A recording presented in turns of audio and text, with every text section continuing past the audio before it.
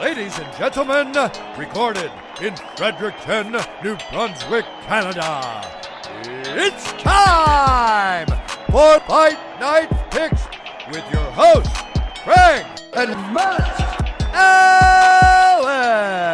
Big time week coming up in MMA. We have the final, and hopefully we can say the final booking of Derek Brunson taking on Darren Till in the main event of this card. As always, one half of your host duo, Craig Allen. You can find me on Twitter and Instagram at Craig Allen FNP. With me to my left, to your right, Matt Allen FNP on the respective socials. Matt, last weekend we had a wild card. Mahmoud Muradov gets beaten by Gerald Mearshart. You have two Ultimate Fighters crowned. One of the craziest fights we've seen in a while. Ricky Tercios against Brady Heastan. Brian Battle getting rocked early against Gilbert Urbina. And in the main event, Edson Barboza ends up getting flatlined and just wobbled by Giga Chikadze. And in the comments section, we said if Giga Chikadze was able to get the win over Edson Barboza, we would shoot some of the Dustin Poirier's hot sauce. So, Matt, I picked up a brand new bottle. Cap didn't come off great there, and now I'm going to get it on my fingers and hopefully not touch my eyes. But I said that we'd shoot it. So, Matt, you haven't shot this before. Yeah, I have. Well, you have. Well, what are your feelings on the Poirier's Louisiana hot sauce? The taste is great. Now, not in these quantities, I will admit. It's not the most desirable drink to have, but I gotta be honest, I'm a big fan of the sauce. You can put it in a lot of stuff. It's very versatile. It doesn't have a very overpowering flavor. I'm honestly a really big fan of the product. These are giant shot glasses, so just keep that one in mind. Yeah, get it going. Well, I'm just trying to make it equal. Yeah, that's pretty well equal. All right. We'll do the old Fight Night Picks cheers. Let's get into it. Here we go. All right, so overall, a great card. We have a lot of different fights we can talk about as possible. Fight of the night. What are you saying? Personally, I look at Tom Aspinall versus Sergey Spivak as a very exciting fight. I know Sergey Spivak doesn't always have the most exciting fights, but Tom Aspinall really is that kind of prospect in this division. So I know I'm really looking forward to that fight. Another one I really like too, Paddy Pimblett making his UFC debut. I think he could be a huge name in the UFC because he does have that it factor in interviews outside the UFC. So if he is able to get a few wins under his belt, he could be a guy that the UFC rushes to get into the top 15 quick. Couple of Canadians representing Quebec as well. Marc-Andre Barriault, Charles Jourdain. Should be great fights. Matt, we have a lot of great ones. That hot sauce Charles Jourdain, Julian Erosa is another good one. That hot sauce is not subsiding. So let's throw on over to our Fight of the Night screen, as always presented by Manscaped. Alright, so my mouth wasn't hot, but I couldn't stop hiccuping. We got two great picks for Fight of the Night. David Zawada, Alex Morono. Morono in on short notice, replacing Sergey Kondoshko. This is such a great striking matchup here. Craig loves Alex Morono in Fight of the Night because he delivers every single time. He's one of those guys who, whether it's on a week's notice or 2 months' notice, he's going to give you a great fight, and he's proven that time and time before. David Zawada is a tricky opponent too, and he's one of those unique stylistic matchups to where we don't really know what we're going to get out of either fighter in this one, so I do think it's going to be a phenomenal fight. Absolutely love this one and a great opportunity. Morono with a performance bonus his last time out. Zawada's got one and a Fight of the Night in his back pocket as well. Let's flip it on over to our second pick. Juicy taking on Charles Jourdain. Such a good fight. Jourdain out of that tricky southpaw stance. Julian Erosa is always in your face, and he doesn't stop. That's why this one, again, Coolio, a little bit of a mix with that, and like an early Campbell McLaren. We're getting into a striker's paradise. I absolutely love this fight. I don't see this one going to the scorecards. I really don't. And I know we've had a lot of bad decisions lately, so hopefully this will fall in line with that. But Charles Jourdain is that kind of a finisher. He gets stronger as the fight goes on. And the exact same thing can be said for Julian Erosa. That's why this fight is going to be phenomenal. I know it's a little weird being at 150 pounds, but I still think we're going to get a great version of both fighters. The hot sauce affecting Matt inside of his mouth. I can hear it. But we've got a great fight card coming up. The Fight in the Night screen, as always, presented by Manscaped. Check them out, manscaped.com. Use the promo code FNP. You're going to get 20% off and free shipping. And I suggest you do check it out because they definitely have great products. And I'll be talking about my balls, and Matt will as well, later on in the show.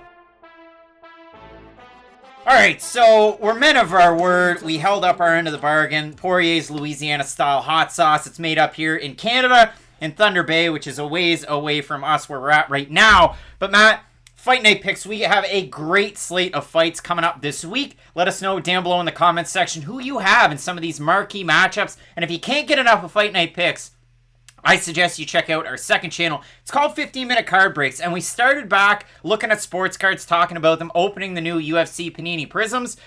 But now, we've got one of the new boxes, UFC Select. It's an H2 hybrid box. You're not going to want to miss some of the pickups that we got out of this one. Some really neat rookie cards too, eh? Oh yeah, we got a lot of really cool ones. And not to mention, also opened a CFL box. Don't know if there's a lot of Canadian football fans out there, but we still have a lot of different variety on that channel. So maybe you do like the basketball and different sports references that we like to throw at you.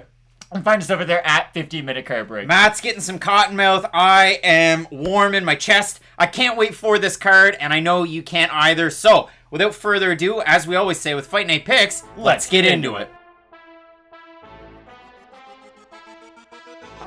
Big time banger coming up this weekend at 135 pounds. We have, you have to call me Dragon, Jonathan Martinez taking on Pitbull Marcelo Rojo. Matt, I can't wait for this one. I have this one penciled as a possible fight in the night and a 50-50 fight because both of these guys can absolutely get it done, whether it's on the feet, whether it's on the mat. Very well-rounded fighters, all action type of fighters too. And for Jonathan Martinez, to my right, which is your left, I have a poster, and there's a little squiggle on there, and it's like, you know, the movie that I referenced earlier. You see that smudge there?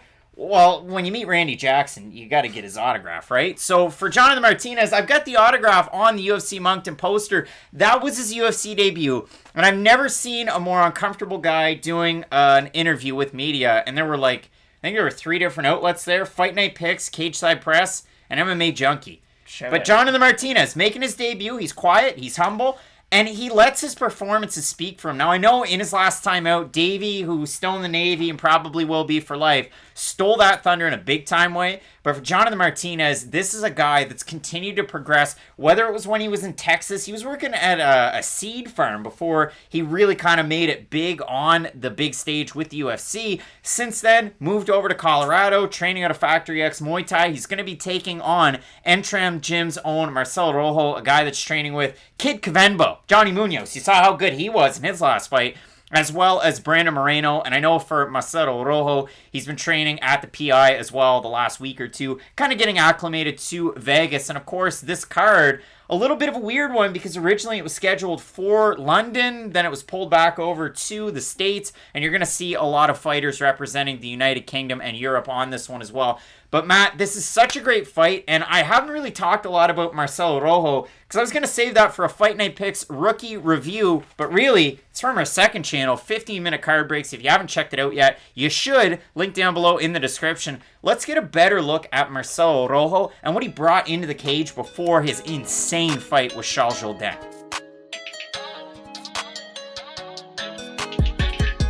And he's taken on one tough Argentinian in El Pitbull, Marcelo Rojo. And Matt, we went back and watched a ton of tape on Marcelo Rojo. And it was originally for his fight against Raoni Barcelos that didn't happen. I mean, Barcelos, it would have been a short notice replacement for Rojo coming in there. Barcelos out due to COVID. Rojo was holding out for UFC contract. He hasn't fought in some time. The last time we saw him in the octagon was a year and 4 months ago.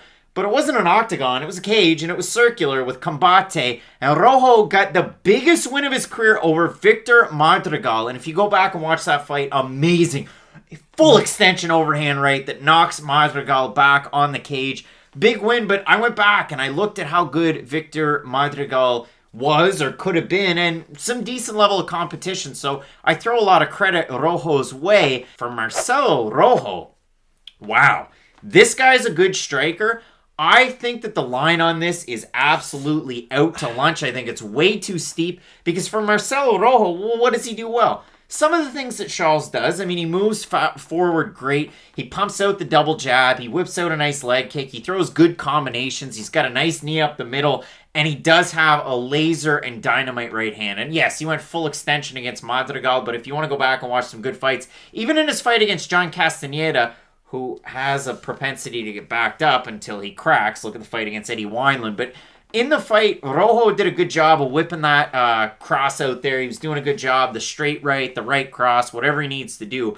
Rojo is an all-action fighter. I love this matchup, Matt. Stylistically, it's great. It's not difficult to find the chin of Charles Jourdain, and you can find the chin of Marcelo Rojo as well. The difference is Charles Jourdain has all those really good southpaw attacks, and that's going to be very important in this fight because Marcelo, although he is traditionally an orthodox fighter, he will get the southpaw look, and what I really like from Rojo is he uses his right hand kind of like he uses his left hand. He will still throw the double jab out of the southpaw position, but he won't stay in southpaw for a very long time. He really only switches stances to throw something, give his opponent a different look, and he's right back into orthodox. All right, Matt, so Marcelo Rojo, we talked about it. He does the weird T-Rex thing when he wins. It's kind of creepy. His last fight at 135 pounds was back when he took on Sexy Mexi, John Castaneda. That was in 2019, 2 years and 3 months ago. For Jonathan Martinez, he has missed weight in the past. In that Frankie Saenz fight, he weighed in at 140.5 pounds, so you hated to see that.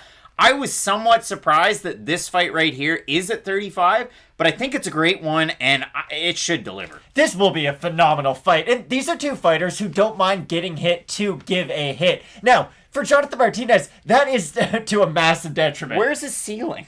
That's the thing. I may have once said way back when, maybe it was right before the Davey Grant fight, that Jonathan Martinez could be a top 15 fighter in featherweight or bantamweight. It really was just up to him to figure out which weight class he was going to decide to go into. And then in his last fight at 135 pounds, I think it showed that there are real effects to him cutting down to 135 pounds. You can tell that his chin's just not the same at 135 pounds than it is at 145 pounds. Even look back at the Thomas Almeida fight. That fight was up at featherweight, and he eats big shots from Thomas Almeida. And I understand Almeida isn't the top tier fighter that a lot of people thought he was going to be, but he is still a phenomenal striker who has really heavy hands, and the fact that Jonathan Martinez was able to eat shots from a guy like Thomas Almeida made me think going into the Davey Grant fight, well, I know Davey Grant all of a sudden has hammers for hands, but still, I don't think he hits that much harder than Thomas Almeida.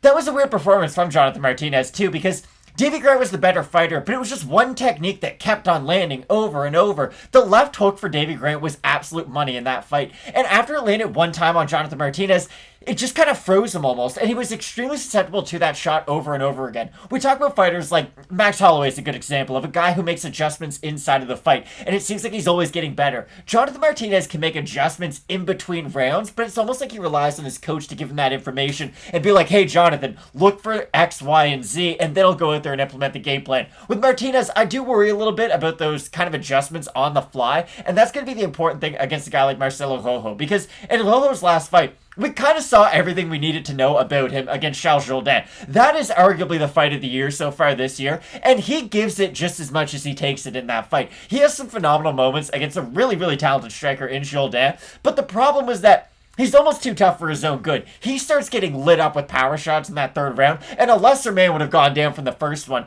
Rojo ends up eating. It's one of those like Piotr Jan, Jose Aldo fifth rounds, where by the end of it, you're like, okay, close your eyes, kids. This isn't for you.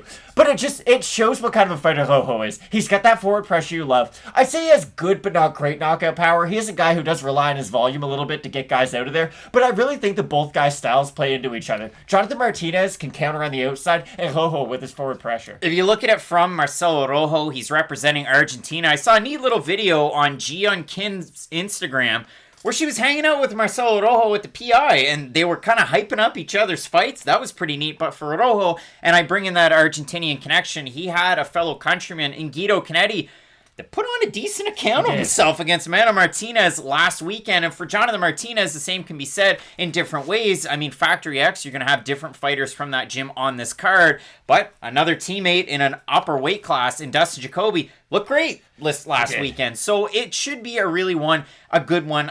There's a lot of different teammate connections. I was in agreement, had that written in my notes. I mean, for Rojo, that was a fight of the year on incredibly short notice against Charles Jourdain. And can I just say this about Davey Grant, too? A lot of people think Jonathan Martinez losing to Davey Grant is like, oh, your career's over. Davey Grant himself is in what also could be fight of the year against Marlon Vera, who is a top fighter at this weight class. So I don't think that just because Jonathan Martinez lost to Davey Grant, now we could just completely write him off against any fighters. I mean, you look at the losses for Martinez. He came in on short notice, up a weight class, took on Andre Sukumtoth. And I say that because Martinez at one point fought at flyweight. So I was really surprised, like the weight issues, going up to 45. When he came into the UFC, he was definitely a lighter guy, and you could see the difference when he took on Sukumtati, loses that fight. You look at his other losses, obviously the Davy Grant fight, the Andre Ewell split decision fight, and then you look at some of the wins. We'll go with his last three. Liu Pingyuan, he finishes him. Frankie Saenz, who's no longer in the UFC. Thomas Almeida, yikes. And then still a good win. The other win was Luigi Buren, who is no longer in the UFC. So it is a little tricky for Marcelo Rojo. You pick it out. I mean, he had great success over with Combate, Fabian Galvan, Jesse Strader that somehow ended up in the UFC. That's kind of crazy. And then the win over Victor Hugo Madrigal that we talked about in that rookie review. Matt, we look at the odds for this one. The third biggest mover and shaker on this card so far is Marcelo Rojo at a 38% clip. He opened a plus 210 underdog. He's a plus 130 right now. For Jonathan Martinez, open a minus 250. He's a minus 158 or thereabouts. Matt, we haven't looked at the Tapology votes. They're surprised to us as they are to you. Oh, wow. 416 total votes, so a limited sample size. 82% Martinez, 70% by decision. For the 18% that have Rojo, 47% by decision, 44% by knockout. Listen, it's an all-action type of fight. It's a Striker's Paradise type of fight. When you're making the pick for this one, it is really tough. Like I said from the start, I have it as a 50-50. Those odds are closing in on about even, and I bet we're going to get closer as the week goes on. Who are you taking here? So I'm going to look stupid no matter what I say, because here's the thing. If I pick Jonathan Martinez, there's a very good chance he gets overwhelmed by the pressure of Rojo up against the cage, and we can see like a standing TKO, or maybe he does finish him up against the cage. If I pick Rojo, he's just going to walk into a bunch of shots by Jonathan Martinez, and this will be the one fight where Jonathan Martinez really does use his footwork on the outside and looks really good.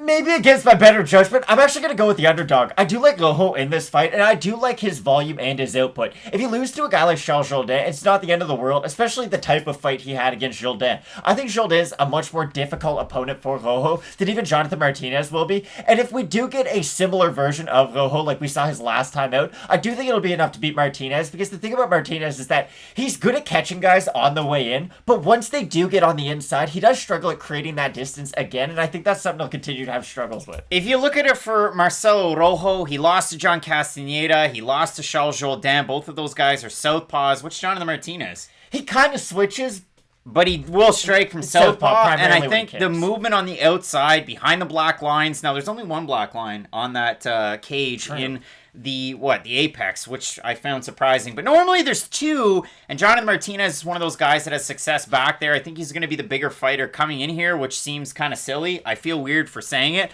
I like Martinez ever so slightly, but again, I'll concede this fight is a 50-50 type of fight.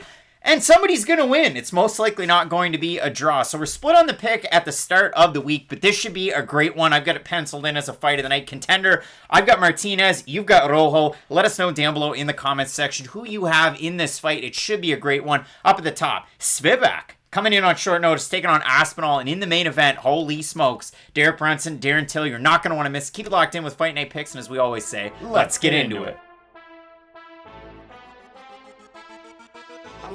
Really looking forward to our next fight coming up at middleweight. This was a bout that was originally scheduled back in August. They moved it a couple of weeks. We have Dalcha Lungiambula, the former light heavyweight and heavyweight champion from EFC. Crazy to see a short king like that winning on the biggest stage. He's going to be taking on Quebec, Canada's own Marc-Andre Barriault. Matt, I absolutely love this fight because both of these guys stylistically match up very, very well. If you want to see a highlight reel win for Marc-Andre Barriault, that might not necessarily be in the UFC. If you want to see the UFC one, Oscar Piata fight. Did he test positive for Osterin after that fight and it ended up as a no contest? Maybe, but it was a short window of a suspension and it seemed like a little bit of a slap on the wrist and a non-starter of an issue. But for Barriault, he took on a guy that should have ended up in the UFC and was from, well, our own Fredericton, New Brunswick, Canada, and Adam Hunter, the War Master. And if you go in and watch that one, it's an amazing fight. And for Barriault, he's able to withstand. He's able to get the big win in that one. So far in the UFC, a little bit of a sketchy track record. He lost his first 3 fights, albeit against decent competition. I know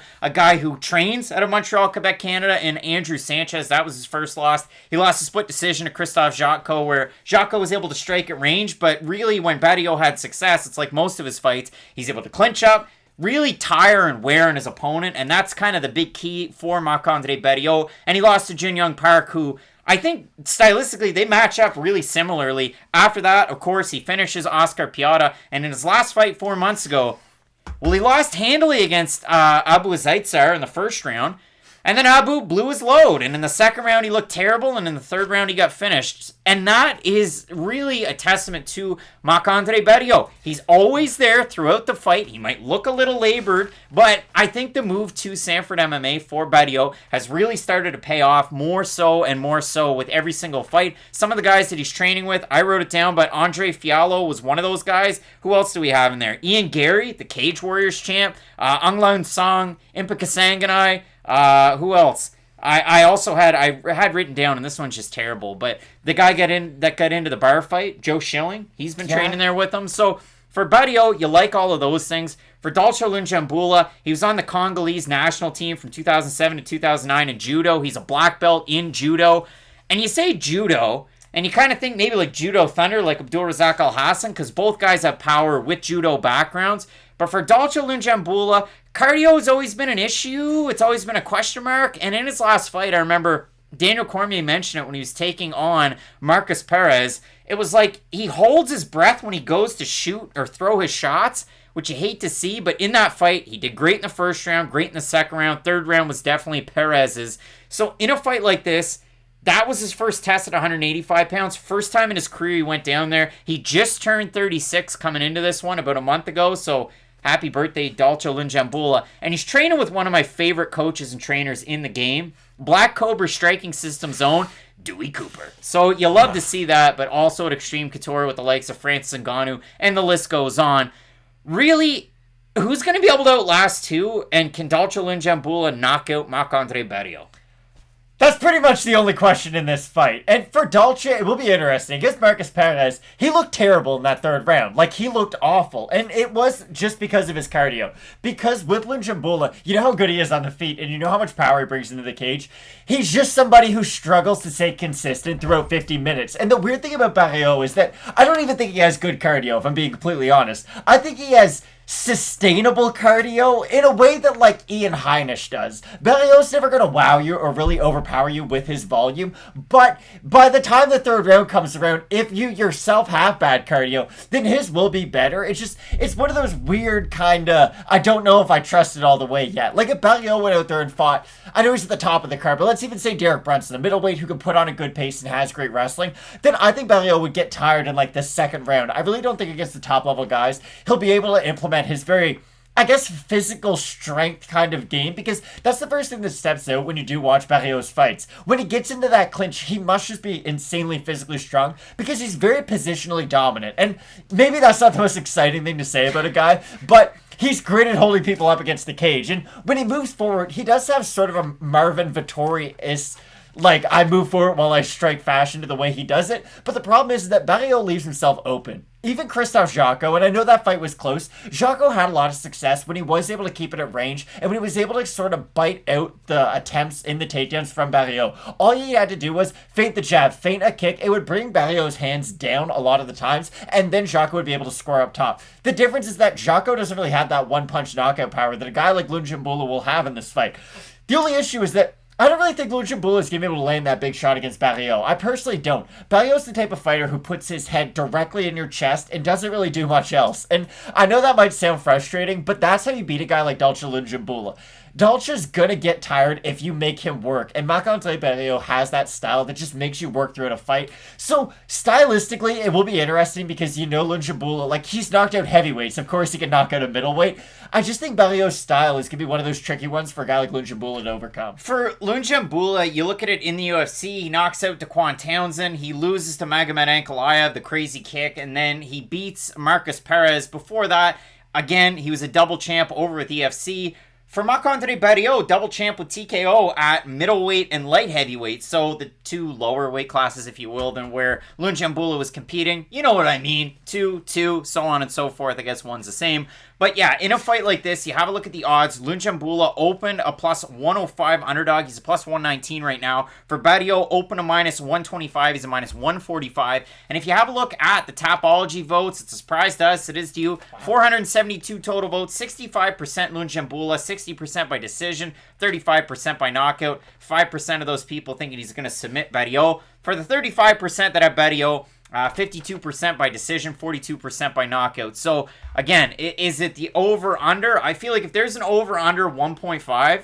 I think we're going to go over that. And then it's a really tricky pick after that, because is Lungiambula able to win the first, somewhat eke out the second, and then bank the third, like kind of take time off and really kind of have to try and save himself? Or is Barriault going to be able to win that second, win that third? Or I guess the other option is like Alessio Di Chirico last weekend when he was taking on Abdulrazak Al-Hassan. Are we going to edge our face into a knee and get knocked out? So here's the thing about Lungiambula. Like, even if you just play, like, rec league basketball or something on the weekends, there's a difference between like getting up shots when you first get there and then getting up shots in the fourth quarter. You know, your arms get tired, they burn out. The thing about Barriault is that when he clinches Lungiambula in the clinch, he's always going to be wearing on those arms of Lungiambula, and that's the real key. If you make Dalcha work, he's going to become less dangerous as a result of it, and that really is Barriault's game. I like Barriault quite a bit in this fight. When I have a look at this one in terms of Dalcha Lungiambula, you look at it when he took on Magomed Ankalaev, he went, 0 for 2 on takedown attempts. Ankalaev has good hips, he has good defense in terms of his takedowns. He went 1 of 2 against Marcus Perez, but he was able to hold him down, he was able to earn a lot of control time. And if you look just statistically at Marcus Perez's line from that fight in that third round, he has a ton of control time, but the majority of it is pushing Lungiambula up against the cage. It's not that he took him down. It's not that he was on top of him. And when Lungiambula took on Daquan Townsend, he went 4 of 6 in his takedown attempts. Daquan Townsend had a rough go in the UFC against Bovan Lewis, against Dusko Todorovic, against USADA. It was just a bad go. So, yeah, I know he lost his brother when he was in the UFC. That was kind of sad. But when I look at this one, I like that early storm from Dalcha Lungiambula. Again, I do like Marc-Andre Barriault. I like him with that staying power that he has. I mean, he hasn't been finished in the UFC, albeit he did lose those 3 fights. But I like Lungiambula at the start with that judo background, with that power. The one sneaky thing that's going to play dividends, I think, in this fight, and you would have heard it in his last fight, was Dewey Cooper says, we want you striking on the inside. We don't want you on the outside against a guy like Perez. And when he's on the inside, he throws winging wild shots, but when it's early and when he's fresh, he definitely has that pop to a shot. So I like Lungiambula in this fight. Marc-Andre Barriault is a hard guy to get out of there, and this is a really tricky fight because it's going to be one or the other.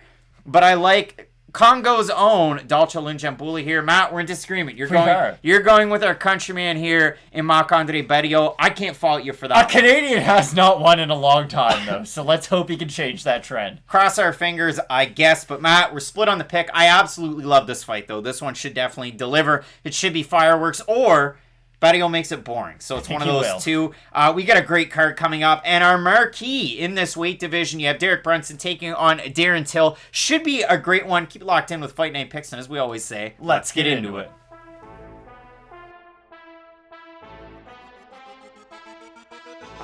Big time fight coming up this weekend at a catchweight that is reported at 150 pounds. We have Canada's own Jourdain, Charles Jourdain, representing Belleuil, Quebec, Canada. And he's taking on a short notice replacement in Julian Erosa. Originally, this fight was supposed to be Jourdain and Lerone Murphy. And I was so excited for that fight, but unfortunately after booking and rebooking, the fight fell out. And you have Julian Erosa taking this one on short notice. And for Erosa, this is one of the 3-timers clubs. It's insane to say that, and it's also insane the run that Julian Erosa was able to go on. He beat AJ Bryant about 1.5 years ago to get back into the UFC. He takes on Sean Woodson. He's a big underdog. He gets outboxed in the first round. Then he starts to come back, submits him. Then he takes on Nate Landwehr. He's the underdog, knocks him out. Then he takes on Sungwoo Choi about 2 months and 5 days ago and gets knocked out very, very quickly, and now he's coming back a little bit early. You hate to see it, but he's a guy that's kind of switched things up throughout his career. He's training out of Extreme Couture in the States. I almost said Canada.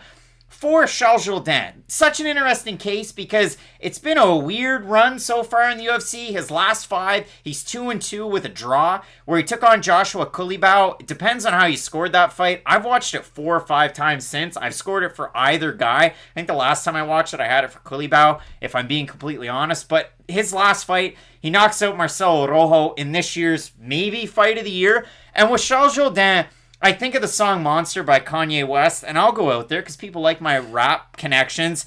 Matter who you go and get, ain't nobody cold as this. Do the rap and the track, triple-double, no assist. With Charles Jourdain, he can go out there and hang with some of the best fighters, but he kind of f***s around, and when he f***s around, he gets hit and he gives up time, and that's not good when you're watching Charles Jourdain fights. It's an easy comp. Charles Jourdain is the featherweight version of Daniel Rodriguez. I don't know why we overcomplicate things, because they fight in a very, very similar manner. Both guys, southpaw dominant boxers, who use their power left hands, go to the body a lot with their left kicks, have really good hips for takedown defense. It sounds exactly like Daniel Rodriguez, and that's pretty much the fighter that Charles Jourdain is. Now, he's a really frustrating fighter, like you said, because he can kind of give up time, and then it's almost like midway through the second round, it's like, oh, I've been losing the last 8 minutes of this fight. I've really got to make up the difference now. Remember when Isaiah Thomas was the king of the fourth for the Boston Celtics, and he was scoring like 16 points in the fourth quarter alone? It's kind of reminiscent of that. Exactly. It's like, okay, he's only 5'9", he can't be that good at basketball, but when it really matters, he would show up. When Charles Jourdain really needs to go out there and put it on his opponent, he can. And he is a fighter who tends to get stronger as the fight goes on. And that's why this fight's going to be so fun, because Julian Erosa has made a career off, and I hate, this is going to sound very disrespectful, he's kind of a punching bag for about 6 minutes, and then he kind of overtakes his opponent. And he is inevitable. He's kind of like Thanos.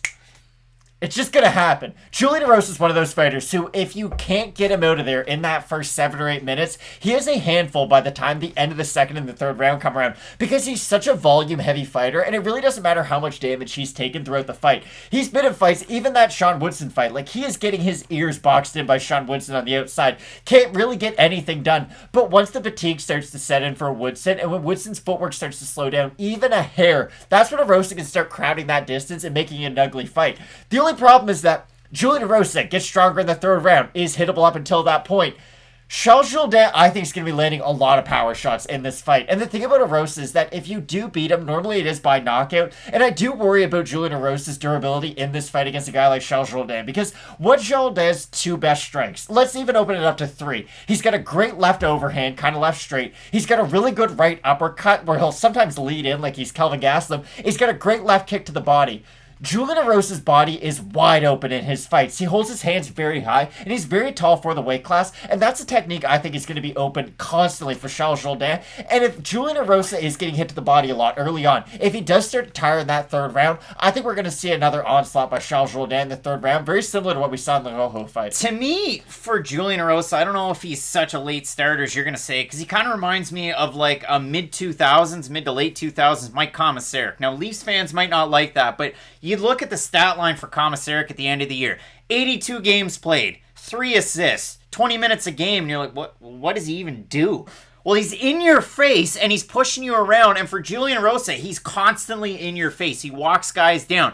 Now, sometimes that's to his benefit. Flying knee knockout of Nate Landwehr early on, the AJ Bryant knockout. He does have a lot of great wins and great finishes. He also has a loss with Cage Warriors against Paddy Pimblett, who's also on this card. But for Julian Erosa, he can do things like that, or he gets caught by big power shots. He might not have the most durable chin. You can see that by the bevy of knockout losses that he has in his career. And he's coming back really quick from that Sungwoo Choi fight to this fight.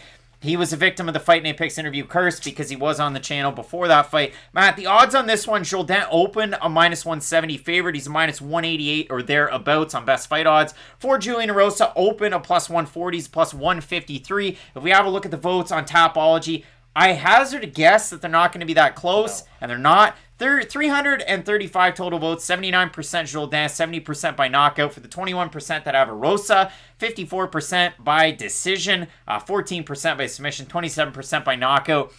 It's tough for me. I mean, again, I said it at the start. For Jourdain, don't take big moments of the fight or long periods of time off, because he will. He'll get backed up. He does that thing where he starts moving his hands around like he's acting all defensive, but he's not doing anything. Those are the moments where Julian Erosa can definitely capitalize, and I think if Erosa is going to win this fight, he's going to win a decision. That shouldn't surprise Jourdain fans, because his losses are all by decision, and then he has that draw against Khalil where he turned it on at moments when he needed to, but it was too little too late, and Khalil was great in that fight, don't get me wrong. So I think if Erosa is going to win, it's going to be by decision because Jourdain has those lapses. but I still like Jourdain in this fight. Again, I like that body kick. I like it that he can go to the leg, to the body, to the head, but mainly to the body, and I like those boxing combinations in tight. If you like Giga Chikadze's work that he did against Edson Barboza this past weekend, I think you're going to like Jourdain against Erosa, unless Erosa is able to just grind out a decision like he has a tendency to do. He's been stopped 6 times by TKO, and that's a lot of times to be finished in the world of MMA. And like you said, it's only been 2 months since his last loss, and that was a tough knockout loss. It's not like it was a TKO where the ref kind of saved him. Like, he gets dropped and pounded out on the ground. Charles Jourdain, again, has great cardio, and that really is the thing I'm gonna keep on hammering home. If Jourdain can at least withstand whatever flurry Erosa has early on in the fight and land those big power shots, I do like Jourdain quite a bit in this fight, and I do like his ability to go to the body like you had said. I'd even say Jourdain by stoppage, if I'm being completely honest, because Erosa has been susceptible to the shots that Jourdain happens to be very, very strong with. But I do think this could be a phenomenal fight for as long as it lasts. Can't wait for it. Both of us going with Canada's own, Quebec's own, Charles Jourdain to get the win. Can't wait for this fight. If you like Julian Erosa, if you like Charles Jourdain, let us know down below in the comments section who you have. And make sure you don't miss the marquee up at the top at middleweight. Brunson taking on Till. Keep it locked in with Fight Night Picks, and as we always say, let's get into it. Really interesting fight coming up this weekend. This one in the bantamweight division. We have Wales' own Jack Shore representing, well, Shore Martial Arts, and he has for the longest time. Coming out of Wales, and it's Abertillery, Wales to be exact. He's going to be taking on a short notice replacement, the Ukrainian-Armenian Liudvik Sholinian, and this is a guy that if you followed along with some of the major stars in the sport and their Instagram game, you probably seen Liudvik for a very long time. You just didn't realize it, and he's featured with Melzik Bagdasaryan, Edmund Shabazian, the list goes on, and he was almost the breakout star on The Ultimate Fighter Season 29. To me, it felt like Andre Petrosky was supposed to win at middleweight, and Liudvik Sholinian was supposed to win at 135 pounds. After going back and watching everything, he also has that connection because he's represented by Dominance MMA. So you're going to see Ali Abdelaziz, hence why he gets this shot in short notice, in short succession, against such a big star in the making in Jack Shore. Originally, he was supposed to take on Syed Nurmagomedov. That fight fell out. He was supposed to take on another short notice replacement in Zviad Lavishvili. That fight fell out. So ultimately, he gets Liudvik Sholinian, and this is a guy that if you've watched him fight, he's one of the better wrestlers coming into MMA. He was on the Ukrainian national team. He was on the Ukrainian MMA amateur team. Like, he has such a bevy of experience coming into this fight. And if you look at it, experience against good fighters and wins against good fighters. I mean, you look at his one loss, it was against Sidamar Onorio back at Bellator. I want to say it was 209. He loses that one by decision. Onorio was a former champion in CFFC a long time ago. He's taken on really big names. Like, that was one of those tests that you just have to go through. Other than that, he took on Osatrov, that ended up taking on, who was it? Sergey Morozov with M1 Global. So that's another big name. That was a draw on his record. Then you look at the wins. Vince Cachero by split decision. David Eduardo, 0-0. That was a year and 10 months ago. Yuma Horiuchi, that was a big win with lights out. And then ultimately, he's on The Ultimate Fighter. He loses to Ricky Tercios in a great fight, but ultimately, well, the Ultimate Fighter winner, Ricky Tercios. He's pretty good put that guy. respect on his name, Tony Ferguson 2.0. But the point of it was, in that fight, Sholinian just kind of got beat to the punch. And the thing with Ricky Tercios, and if you watched last weekend's show, Brady Heistan was great in that one. Similar matchup, wrestler versus well-rounded guy. And Ricky Tercios is just busy throughout. And Liudvik Sholinian just kind of walks him down and gets hit a ton. And that's a big worry for him moving forward. In a fight like this against Jack Shore, maybe don't have to worry about it because I think their skill sets really complement each other. That's what makes this fight so much fun. My only issue with this fight is this is one of those too fast, too much, too soon scenarios. Because Sholinian is a good fighter, and I do think he can go on to have a very, very successful UFC career. Why is he fighting Jack Shore in his first fight, though? This reminds me, and it's a shame, and I don't mean to compare the similarities because there's the Armenian connections, but Arman Zarukian, when he draws, who is it, Islam Makhachev in his debut? I was going to say Max Griffin, Ramiz Brahimaj, because that one too. That's one of those scenarios where it's not like Brahimaj's bad, and I'm sure he's going to go on to have much more wins than just the win over Sash Palatnikov his last time out. But it's just like, you're not doing that guy any favors by giving him Jack Shore in his UFC debut, because what is Jack Shore phenomenal at? well, he's probably one of the best wrestlers to come from Europe in a very long time. And his jiu-jitsu and his ground game is so dynamic and so diverse on the mat. He's not somebody like Damian Maia. And I know I always bring up this example of a grappler who... not really can only do one thing. I guess just a one-note grappler, if you will. Damian Maia is a back-taking specialist. With Jack Shore, he can ground and pound you from on top. He can take your back immediately. He just throws a lot of different looks at guys on the mat. And another fighter who he kind of does remind me of a little bit is Merab Dvalishvili. Now, Merab is much more wrestling-heavy, I would say, and he chains his takedowns a little bit better than Jack Shore does, whereas Jack Shore, I think, in the grappling and pure jiu-jitsu is a little bit more skilled than Merab. But they do have some similarities with their styles. And the thing about Sholinian is, he himself is a good chain wrestler. He is a very unique fighter because when I first looked, coming from the Ukraine, I wonder what he's good at. Well, Ukrainians... It's just Ukraine. It's not the Ukraine. Are more known for their boxing. You think of guys like Alexander Usyk. You think of even fighters like Marina Moroz. I know... He's in pictures with Usyk over on the Instagrams. But the problem is that he doesn't really have that boxing style to set up a lot of his takedowns. Like you said, he will kind of walk into shots sometimes. And I know I bring up Marvin Vettori a lot as this example, but Marvin Vettori is kind of my gold standard for striking your way into the clinch. We don't often see Marvin Vettori going for takedowns and then getting flying kneed by like Yoel Romero. Like Chris Weidman struggles sometimes with takedown attempts and when to take them.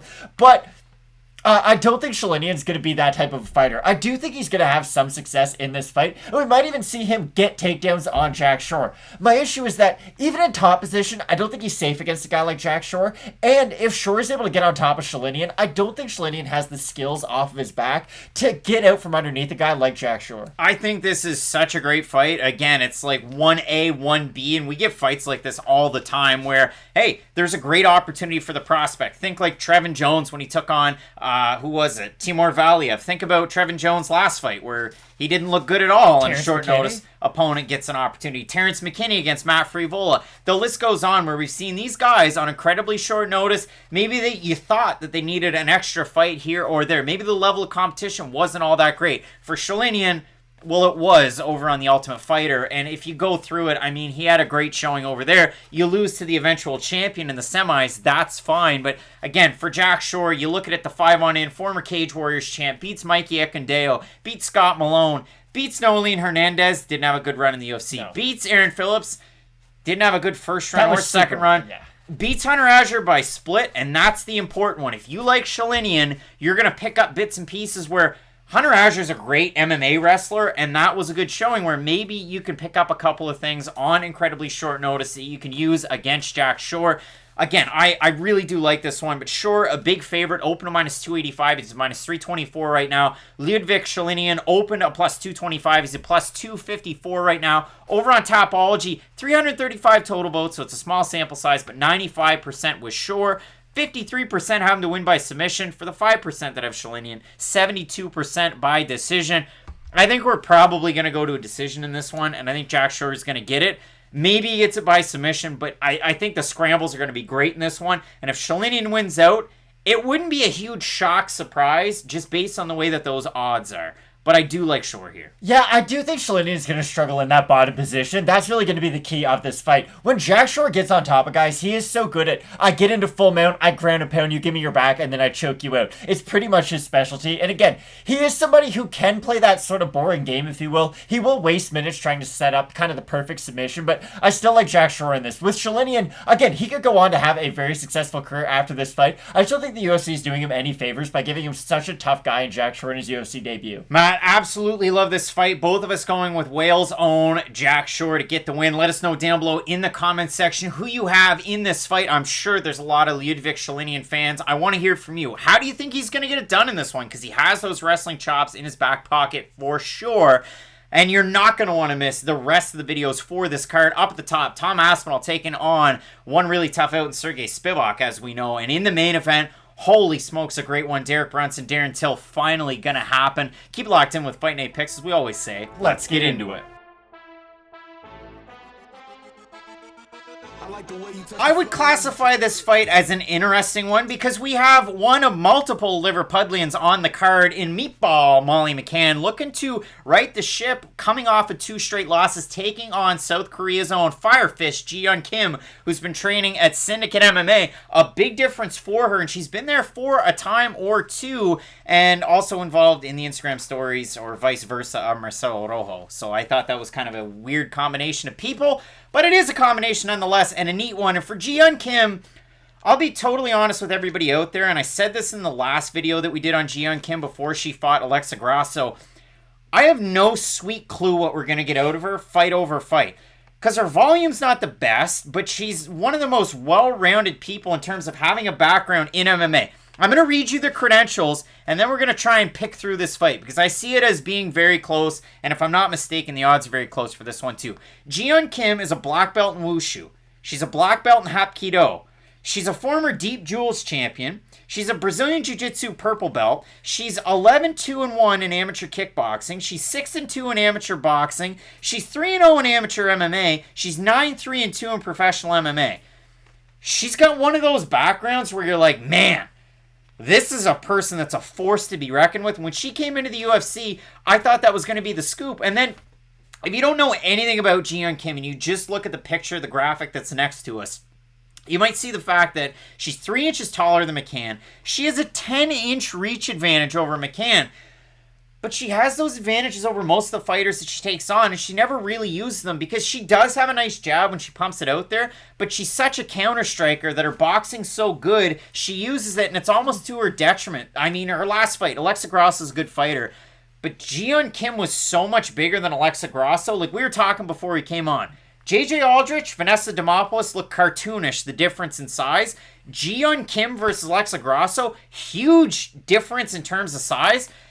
The biggest thing that really kind of forced Kim's hand was the fact that she doesn't throw kicks, ever. She hardly ever throws kicks. She's thrown kicks. The last time she did was when she lost to Antonina Shevchenko, where she threw some kicks, and she had some success. But normally, it's below 10% of her total strikes are kicks. It's more around 4 or 5%. And in the fight against Alexa Grasso, Matt, I made a point of writing it down. She threw 3 kicks against a primary boxer. Just 3. Alexa Grasso kicks quite a bit, though. But she's more known as a boxer. She lost that fight. All 3 judges had a 30-27 for Grasso. A little bit more volume in every single round.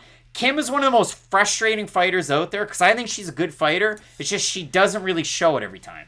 That's where we differ. I gotta be honest, I don't think Jeon Kim is a UFC caliber fighter, and you just have to look at her wins and her losses in the UFC to tell you the whole story.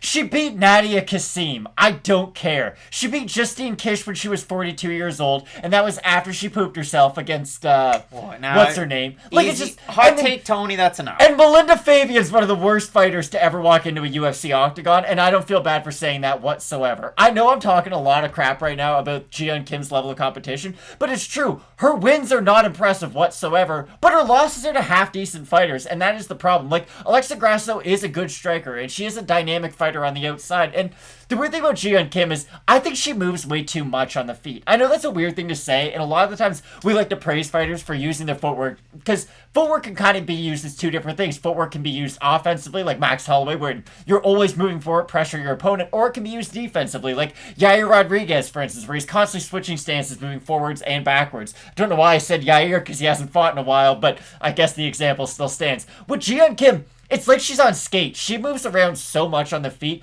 but she doesn't ever plant and throw. And that really is the weird thing about Kim. We bring up all of her backgrounds and karate, taekwondo, and whatnot. You'd think she would kick at some point. Not one of her backgrounds. Wushu, Hapkido, BJJ, kickboxing, boxing, MMA. Sorry, you would think taekwondo and karate. You would think with a kickboxing background, she would at least implement some of that into her game. But that is the thing that is apparent. She does not kick whatsoever. And it is odd because most fighters who do use the footwork really well, they're trying to set you up to walk into big strikes. Now, yes, boxers do this, but we see this a lot from kickboxers. And the weird thing about Jeon Kim, she doesn't use the clinch as effectively as you'd really like. She can get to it, don't get me wrong, but her takedowns are never, I get the takedown, then I'm getting a lot of top control from it. It's a lot of takedown, then we scramble. It's never a takedown into a dominant position, and that does worry me, because for Molly McCann, everyone's going to bring up the boxing and how, oh, she's a boxer. That's what she does in MMA. I really think Molly McCann's more of a wrestler first in MMA. When I think of Molly McCann, she does shoot a lot of double legs throughout her fights.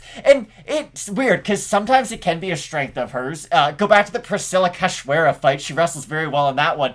But it makes her tired when she does it because it's not her natural background. That's her only fight where she had any success in wrestling. In the other one, she has a 29% takedown accuracy in the UFC, 28% takedown defense. The Cachoeira fight, she gets what? I guess Bell beats you. She gets 5 takedowns in that one. She gets 2 against Lipski. She gets 2 against Cachoeira. That's a lot more than she just 2. She gets taken down 5 times against Tyler Santos. She gets taken down 7 times against Lara Procopio. And again, you look at it for McCann, she was what, 17-0 as an amateur boxer coming into MMA. She has a positive strike differential. Kim has a negative strike differential. And listen, this is a Phil Swift special because if you look at the numbers, these two take a lot of damage. They also give a lot of damage. And really, most of their fights go to decision. I have a hard time with this one because for McCann, 2-fight skid against decent fighters. I actually think Lara Procopio is a pretty good fighter. I know she didn't win her last time out, and I know she didn't beat Carol Hossa, but that was a close fight up a weight class on short notice. And I think for McCann, in that one, yeah, that's tricky. Yeah, that's tough. I think Tyler Santos is a really good fighter. For Kim, she was supposed to come back in May of this year and take on Poliana Botelho. That fight fell out. This fight was booked for August. Then it was moved again. Of course, this card was supposed to happen in England. It would have been a hometown game for McCann. And you talk about fighters from Liverpool. She's very close with Paddy Pimblett, who's also on this one. So I have a really hard time with this fight because in my mind's eye, I think Yeon Kim is a complete fighter. I just don't see it very often. And for Molly McCann, I think, okay, she can wrestle, but sometimes she's one of those fighters that gets her hands wrapped around for the double leg, and then she gets stuck.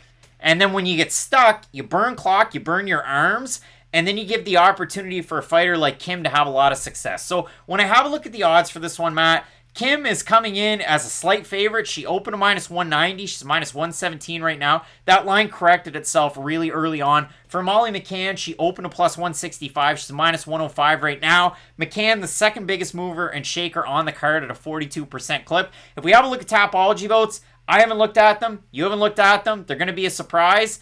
488 total votes. 59% Kim, 93% by decision. 41% that have McCann, 91% by decision.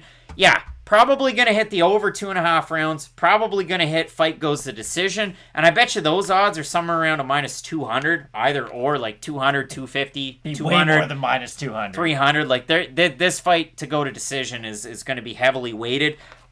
That would be pretty much all I go with because I see this one as a 50-50. Who are you picking here? How many kickboxing titles does Bia Malecki have on a world stage? Muay Thai titles. Sorry, how many? Like 19? This is the problem with Yeon Kim. A lot of her accolades are fluff, I think. There, I said it. She doesn't fight like a fighter who has the sum of the parts that she has. Like, she doesn't have that crazy jiu-jitsu background that it would claim that she does. I think she's going to struggle in this fight. I really do. She's a fighter who struggles when people do get on the inside of her range. And that's really all Molly McCann's going to be able to do in this fight. Yeon Kim has the physical assets that should be able to win her this fight. But I just don't think she has the skills to back it up. I think Molly McCann's going to be able to get on the inside, have a little bit of success with her boxing. And like you said, yes, she does get stuck on a lot of those takedown attempts, but I don't think Yeon Kim's gonna be pulling a guillotine like she's Brian Ortega up against the cage. And the thing is that Molly McCann is at least gonna be burning minutes and winning those moments throughout the fight.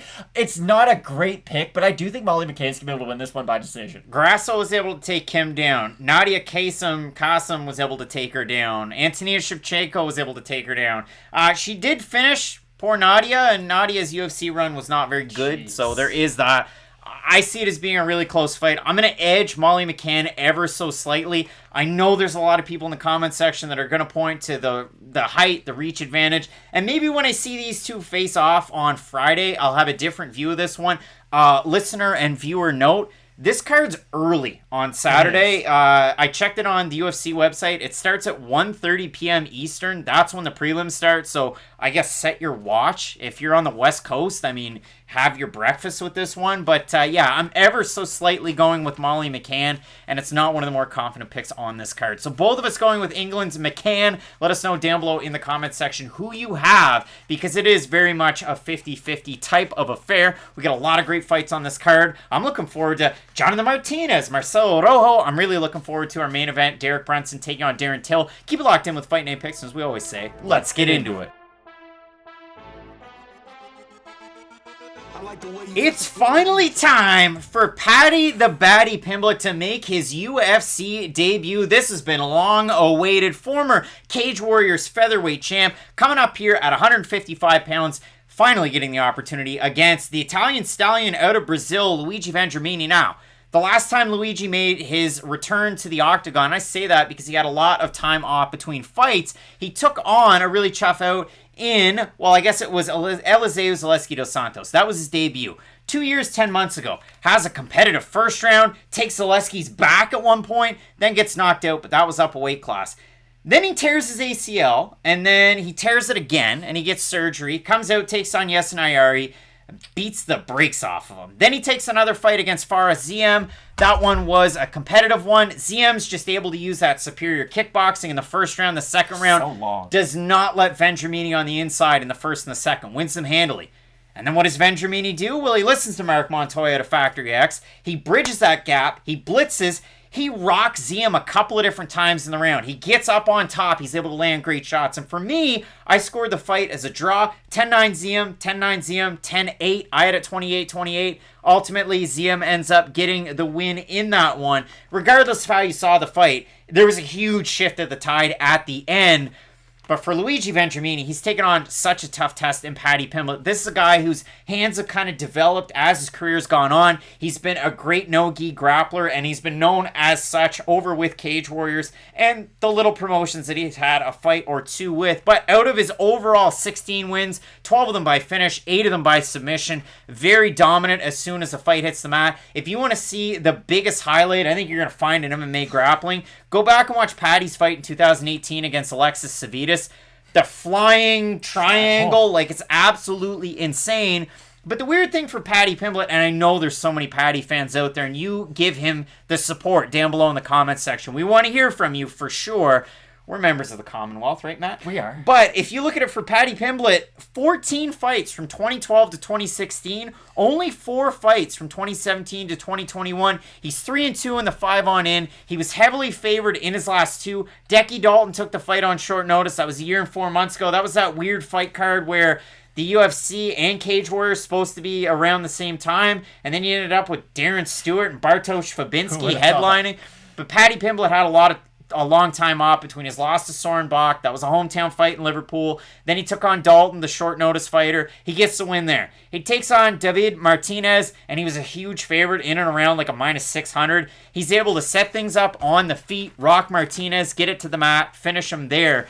Paddy Pimblett, one of the more exciting prospects coming out of England, coming out of the United Kingdom. And listen, not that United Kingdom and the Republic of Ireland are the same, but in terms of Western Europe, a lot of people were likening Pimblett as like the second coming of McGregor in terms of hype, and finally we get to see him here. And Paddy Pimblett has that it factor. There's not a lot of unranked fighters who just come into the UFC and all of a sudden have this much hype surrounding their debut. It's cool to have a haircut like this if Pimblett has it, and his walkout song, the Where's Your Head At like remix thing, Heads Will Roll, it's great.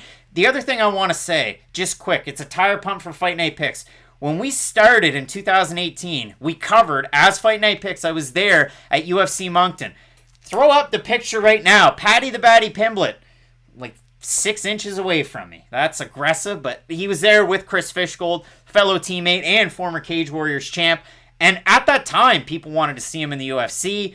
But ultimately, it took him a little bit more time. He is a huge prospect. And Paddy Pimblett also, people forget, he declined his first opportunity to come to the UFC. This was a massive storyline years ago because the UFC gave him the opportunity before the Soren Beck fight. And they were like, hey, you can come over now. And he said, no, I'm going to develop my star even more outside of the UFC. And then I'll come over once I'm kind of near the top. Now, Jiri Prochazka did that, and it worked out great. He's, one fight away from a title shot, if not fighting for the title next. For Paddy Pimblett, he didn't win that fight against Bach, but but that was one of the most hyped up Cage Warriors events ever, I would say. They were doing like HBO style commercials for that. It was a great lead up to it. And this is the thing you have to know. I know Bach is now with Bellator and he didn't get signed to the UFC. He is legit. He is a UFC caliber fighter or a UFC caliber prospect. So a lot of people might look at him or him not going into the UFC as like a mark against him. I don't think that should be the case whatsoever. He's a very, very talented fighter. I was like, Bellator's paying? Let's take it. Because he was a guy, even when they marketed that fight against Pimblett, it was like, Soren Bach, I'm working an insurance job. And I also dress like a Viking in my spare time. This is a weird fight for Paddy Pimblett, though, because this fight, and this is going to be a weird comparison, this fight kind of reminds me of when Mark Hunt fought Junior Dos Santos, where Junior Dos Santos, yes, boxes a lot, and he is a primary striker, but he has a black belt in jiu-jitsu. He can take the fight to the ground, whereas Mark Hunt, he only strikes, and he pretty much has no ground game, if we're being completely honest. So you would think, okay, Junior Dos Santos could take him down, could do, make this an MMA fight, but instead he chose to just strike with Mark Hunt. This is the bizarro version of that fight, because I think Luigi Vendramini is kind of like Junior Santos in this fight, where he's the more well-rounded fighter than Paddy Pimblett. I do think he has better volume on the feet. I do think he has a slight wrestling edge, although that could be disputed. Listen, just because I said it doesn't mean it's true. But I do look at Vendramini as the slightly more well-rounded fighter. The issue is that Vendramini's natural talent is to take you down, try to grapple with you, and that does play right into the strengths of Paddy Pimblett. And that's the big, question I have coming into this fight is, how is Vendramini going to decide to fight? Because if he tries to fight this as a volume striker and uses his wrestling defensively against Paddy Pimblett, I do think he could win a decision in this fight. If he shoots for one takedown on Paddy Pimblett, though, and I'm being very serious, he's an immediate threat to get submitted. Paddy Pimblett has... We talk about guys like Brian Kelleher who have defensive submissions. Paddy Pimblett not only will go for the guillotine, but he'll use that as a way to sweep and get in top position on you. He's a very smart grappler who not only uses his submissions for submissions, he can use submissions as a way to pass guard, as a way to sweep. That's how tricky Paddy Pimblett is on the mat, and like you've mentioned, his striking is constantly improving, and I guess that will be question 1B to this fight. Paddy Pimblett hasn't been active lately, but he is only 26 years old. This isn't a guy like Kevin Lee, who was basically a top-level pro from the time he was 24 on, to where, he's 28, but he's really like 41 in MMA years. 26. But no. What I mean is that Kevin Lee physically is much older than his age would suggest. With Paddy Pimblett, I'm assuming he's just been training in these last few years off. And hey, a lot of fighters haven't been consistent lately. Like, Leon Edwards had to take a very long time off just because of where he was in the world and the situations surrounding our global pandemic throughout the last year and a half. All of this is to say that I do think Paddy Pimblett is going to be the slightly superior grappler in this fight. And I do think that's what this fight's going to come down to. Well, if I can mansplain for a second, because I feel like it could have got lost in translation. The activity that you were talking about, the fact that Pimblett fought 14 times in 4 years, 2012 to 2016. He's only fought 4 times from 17 to 21. Now, his last fight was 4 months ago. Before that, a year and 4 months ago, I guess I should say, for Vendramini, he had the ACL injuries, and then he came back and he kicked Yeon Ayari's head off his body, and then he loses that one to Fares Ziam. Now, one of the judges did score at 28-28. The other two were 29-28, so he does ultimately lose that one. Vendramini comes in. He opened a plus 154 underdog or thereabouts on best fight odds. He's a plus 116 right now for Pimblett. Open a minus 184. He's a minus 141. If we have a look over on Tapology, the votes, not really close. So far, you have 538 total votes, 86% Pimblett, 33% by decision, 53% by submission. For the 14% that have Vendramini, 50% by decision, 38% by knockout. With me, Vendramini has a Muay Thai background, and he's good when he strikes. Now, he struggled against a much longer, rangier Fares Ziam that had that K1 European background. He is such a good striker. So tricky. You're going to see him for a really long time. I like Fares Ziam's stock moving forward, and I think that was a win that he needed to have.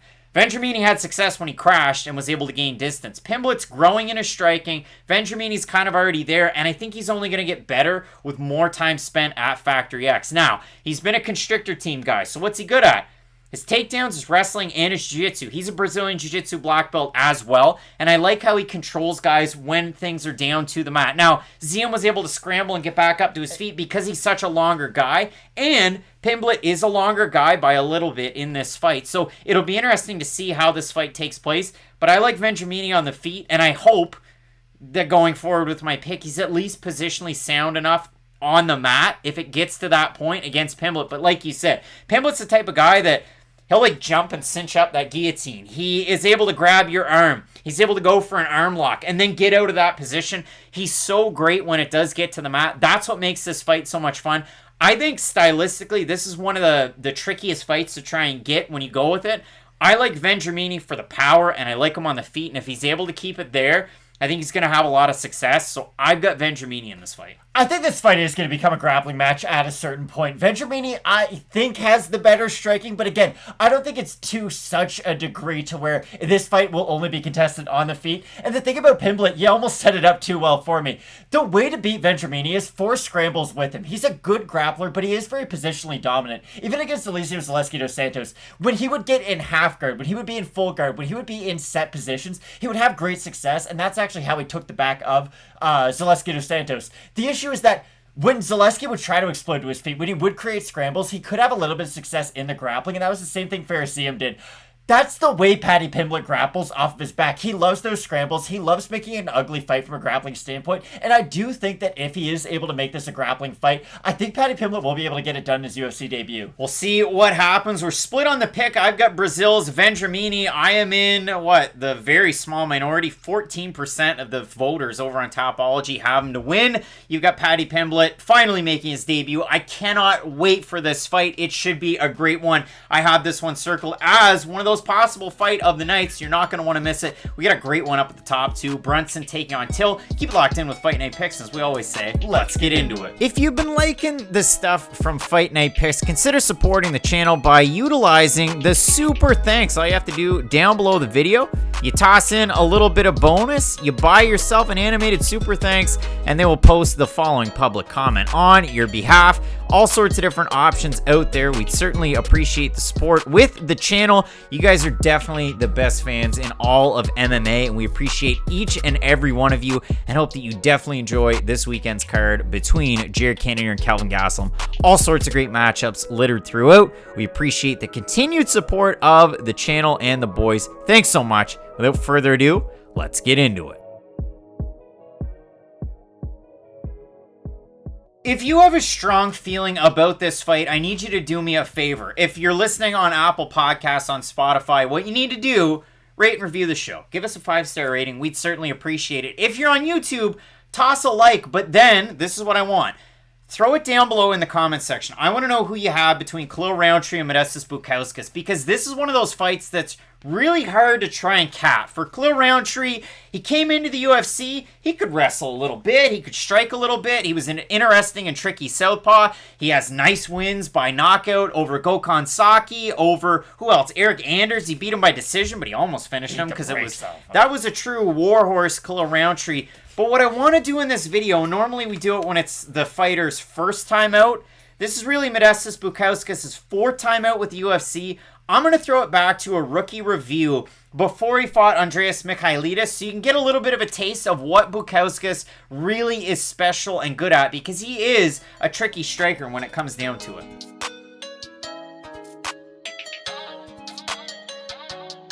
I mean, if you look at Modestas Bukauskas, he's beaten some notable names, some guys that you might recognize from maybe not just the regional scene, but a guy like Marcin Wojcik, who's competed for KSW's light heavyweight championship against Tomasz Narkun. He's taken on in his last fight a tough out in Ricardo Nasiglia in a fight where he faced a little bit of adversity, weathered the storm, and unleashed Travis Brown elbows and got the win there. This is an issue for Modestas Bukauskas. He gets taken down fairly easily. And I know Wojcik is a bit of an outlier. He's a guy that can do that to a lot of good fighters. But Bukauskas so far, defending the takedown, not that great. But the good thing for him is he does the opposite of like a Khabib. He's one of those guys where it might be rinse and repeat for the opponent, but Bukauskas is able to get back to the fence, get back up to his feet, and strike, and he's such an unorthodox striker. So there's a reason why I threw it back to a rookie review for Modestas Bukauskas, because you look at it, in his first fight against Michailidis, it's weird. He throws those elbows Travis Brown style. Michailidis falls through the cage door. It ends up a TKO win at the end of the first round. Then he goes out and he gets knocked out by Jim Crute. Well, that's fine. That was 10 months ago. Then he takes on Michael Oleksiejczuk, and he loses by split decision. But did he really? He did. No, he didn't. I mean, I went back, watched that fight. I scored 2 rounds for Bukauskas. If you look at it, Ron McCarthy and who was it? Tony Weeks, They said, yeah, it was 29-28 Oleksiejczuk. Over on MMA decisions, Matthew Wells, friend of the show, had it 29-28 for Oleksiejczuk. 16 other voters had it 29-28 for Bukauskas. One had it 30-27 for Bukauskas as well. It really comes down to how you scored that second round. I know numbers-wise, it is very close. On the rewatch, I could understand where if you judged it based on Oleksiejczuk's pressure, maybe you gave him a round. He lands more power shots. He lands shots, but they don't actually get through the guard. But for me, I look at that fight, I had it for Bukauskas, so either way, he could be on a 2-fight losing streak, or he could have won one back and he could be 2-1 in the UFC. But ultimately, he's pretty well fighting for his job in this one. Same can be said for Khalil Rountree, who, against Marcin Prachnio, looked lost in the first round, came back in the second round, and then let Prachnio take over in the third round. It was a weird one. Are we going to get K1 Khalil or not? That's my question. Because K1 Khalil Rountree, the guy who fought Eric Anders, is a handful. He was a minus 400 favorite, I should say, too, against Prachnio. And Prachnio was on that 3-fight streak that included zombieing and getting knocked out by Sam Alvey. The problem with Bukauskas is that he hasn't been the same fighter that he was outside the UFC that he is in the UFC. I don't know if it's octagon jitters, I don't know what it is, but I don't feel like we've seen the same fighter who we were promised at least after that Michailidis fight, because Bukauskas is a really interesting fighter. He's tall, he's rangy for the weight class, he's great at fighting backwards, and that's why the Oleksiejczuk fight is close, because he's moving backwards a lot in that fight, and he is eating shots, but he's countering effectively off the back foot, and that's really what this fight comes down to. Bukauskas, it's weird. He's almost better fighting backwards than he is moving forward, but Khalil Rountree Jr. doesn't always give you the pressure that you would like from Rountree. When Rountree is using those leg kicks, setting up his left hook with the right straight, those are things that would slow down that movement of Bukauskas. I just can't rely on Khalil to throw those techniques, fight in and fight out, because like you said, look at that Prachnio fight. He has okay success in the first round. Yes, he does look lost, but still, when he lands on Prachnio, when he does throw his hands, he wobbles him every single time. He has Prachnio doing the Kevin Lee chicken dance every time he lands a strike. But the issue is that he goes for the knockout kind of in the second round, throws like 4 power shots, and then it was very similar to when Yorgan De Castro broke his foot against Greg Hardy, and no one really knew that he broke his foot yet. It was just like, okay, why are you standing there not doing anything? That's kind of Khalil in that third round against Prachnio. Prachnio's moving forward. He's doing just enough to win the round. And even Rountree was upset like he was Sam Alvey after that fight. He thought he won. But my issue is that when you don't do enough offensively to justify a win, you can't complain about the decision afterwards. Khalil Rountree's offensive output really is the issue with his whole career, because when he is the guy moving forward, did you think he was going to beat Gokhan Saki? I certainly didn't. But when he's moving forward, pressuring his opponents, the power shots are more likely to land. So this fight really does come down to, how much of Michael Oleksiejczuk do you think Khalil Rountree is? Personally, I don't think he has the same technique that Oleksiejczuk has, and I don't think he has the cardio. Even though Oleksiejczuk's cardio can be kind of shaky, I still feel like he has at least steady output throughout 15 minutes, where Khalil Rountree, he might be great for 3 minutes and then fall off a cliff for the next 7. I just don't really know what I'm going to get with Khalil Rountree. With Bukauskas, I like his backward movements. I do like his kicks, too, in open space. And that's what I really think is going to come down to for Bukauskas. I think his output is just a little bit higher than Rountree's. And I don't think he's going to be hit by that big power shot from Rountree. It's really, really tricky when you look at it. I mean, you focus on the knockout losses that Rountree had. Johnny Walker, Yeon Kutselaba, he loses that one by finish. And then, of course, the fight against Prachnio. Huge favorite, and Prachnio was on a wild losing streak where, like, we were joking around. It was almost like Muradov taking on Mearshart, and didn't that striking signatures just take a bump? But people were looking at Prachnio the wrong way, and he was getting knocked out in the early part of his UFC run. That's why it was so surprising to see him eat power shots from Rountree and keep moving forward afterwards. So, you look at it. Bukauskas just lost against a southpaw in Oleksiejczuk. Khalil Rountree, he's a southpaw himself. The odds for this one, Bukauskas open a plus 136. The line corrected off the hop. He's a minus 156 favorite right now. Rountree open a minus 150 favorite. He is a plus 128 underdog. If we look at the Topology votes, not really that close. 521 total votes. 69% Bukauskas, 42% by decision, 51% by knockout. For the 31% that have Rountree, 28% by decision, 71% by knockout. So there is a decent preponderance of people out there that think that there's going to be a knockout in this fight. I have a really hard time with this one. I mean, does Rountree walk him down, knock him out? Is he able to do that? Will he implement a little bit of wrestling? Because that's a big key. Bukauskas' defensive wrestling is not good at all, and if I could focus on any fight, and I did it in the rookie review, Ricardo Nasiglia was able to take him down and take him down and take him down, and then Bukauskas, up against the fence, is able to do enough work to finish him.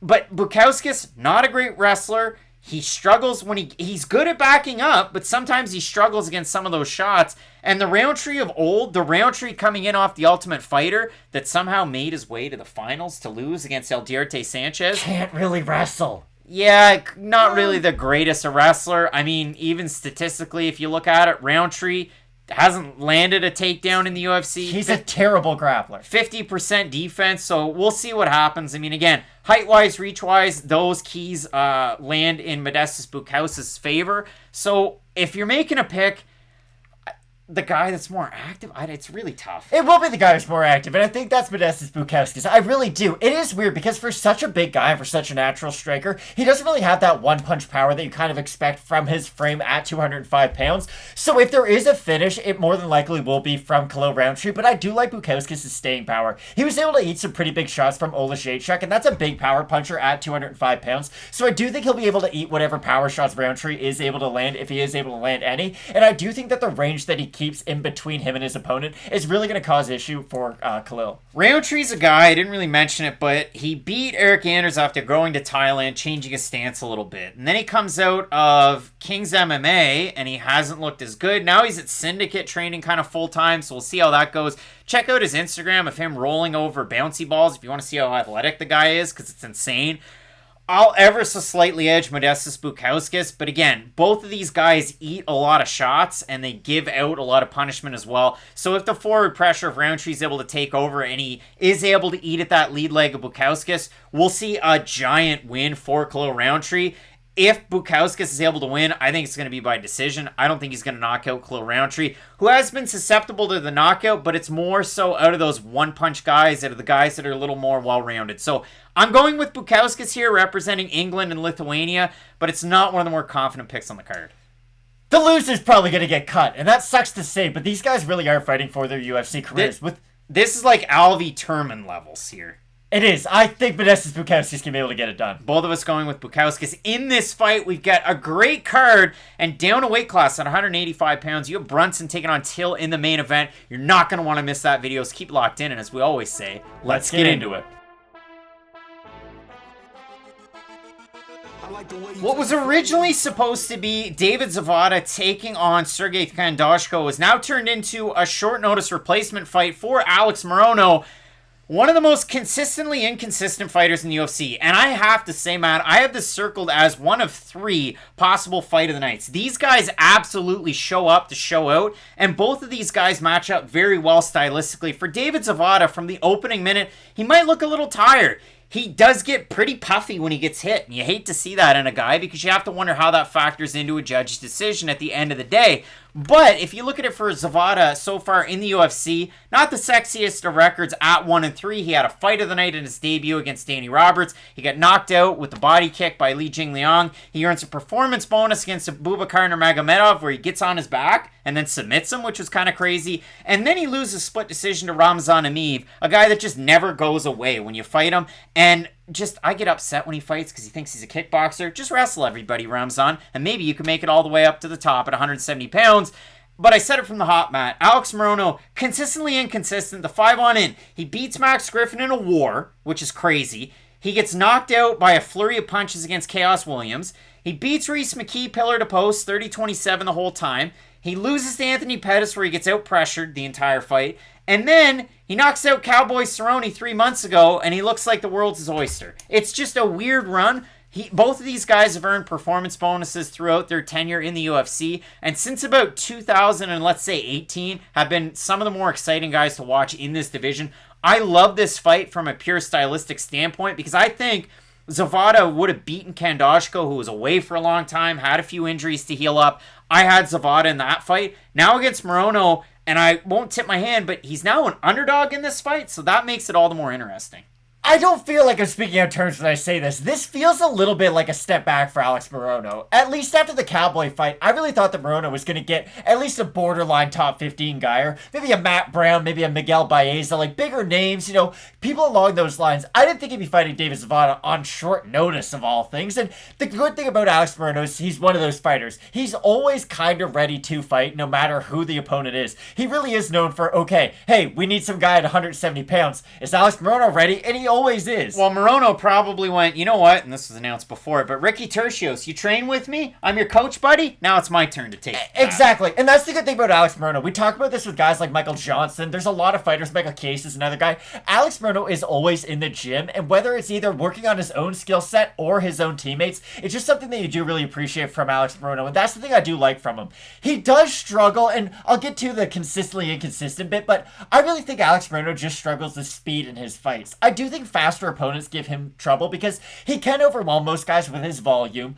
Power-wise, I don't think he's the most powerful striker in the world. Again, most of his power shots are because he just throws 100 punches at you, and one of those 100, if they do land in the right place, can rock you. That's why I think when people look at Alex Morono and they look at the last fight against Cowboy Cerrone, that's kind of like buying Alex Morono's stock at its peak. That's like Bitcoin at like what? I don't know what high Bitcoin is, but that's like buying Bitcoin when it's really high before it crashes. I think Alex Morono can get knockouts at the UFC level, but I don't think he's the type of guy who can go out there, head kick opponents, then finish them up against the cage like he did against Cowboy. I do think a lot of the time it is that pound the rock mentality, to quote Doris Burke, and he is a fighter who can get it done that way. Look at the Reese McKee fight. Reese McKee is kind of like Ferris Ziem. He's got the weirdest frame ever for the weight class. He's this huge fighter, very rangy, but Alex Morono made it an ugly fight. He got on the inside all the time. He used uppercuts. He made it a very ugly fight. It was a great fight to watch, but his style made it very ugly. He made it more of a war of attrition than it was just a war of skill sets, and that's why this fight against Zawada is weird. Zawada coming off a loss,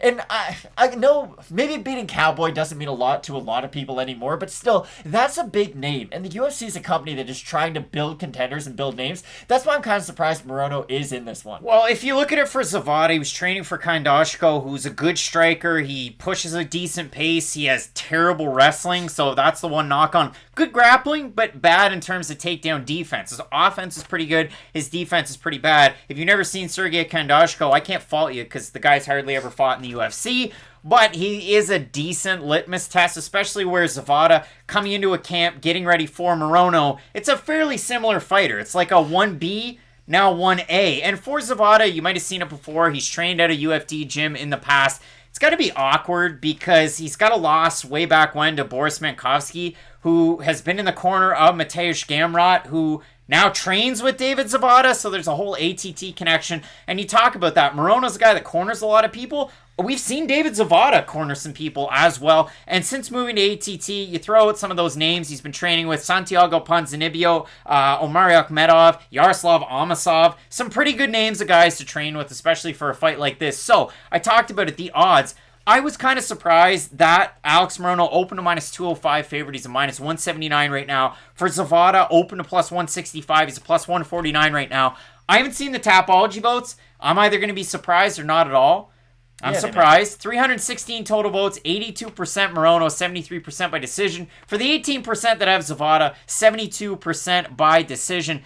This fight's going to come down to a couple of different keys. Alex Morono has kind of a similar opponent game plan already in place. When he fought Max Griffin, he was able to beat Griffin. I think a fight against Zawada is very similar. For Zawada, that fight against Danny Roberts was really close. The fight that he beat Abubakar Nurmagomedov in, that was a huge Hail Mary of a surprise.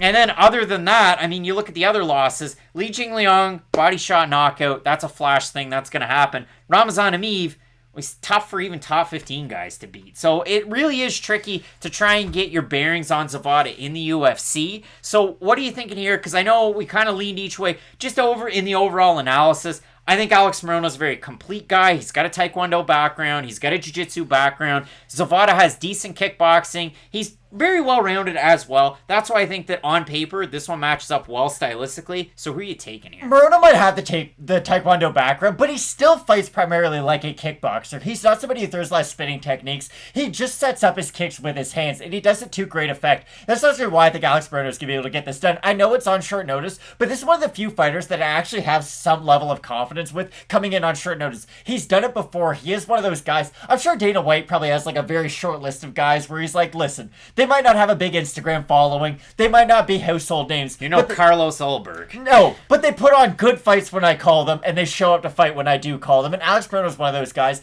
I think if he is able to get the win over David Zawada, it is going to be on the feet. Because the thing about Zawada is he's so tricky on the mat if he is able to get that takedown. I just don't think he's going to get the opportunity to get Morono down to the mat. And that's why it's going to be primarily a striking battle between the two. And it's hard to pick against Morono in that. Morono's wins. Derek Krantz, Kyle Noak, one of Matt's favorite fighters. Who is it? James Bukauskas. Great fighter. He's got that weird fight against Nico Price. He beat Josh Berkman, Sun Kanon, Zach Otto, Max Griffin, Reese McKee, Donald Cerrone. Reese McKee was just one of those not ready for primetime players like on Saturday Night Live.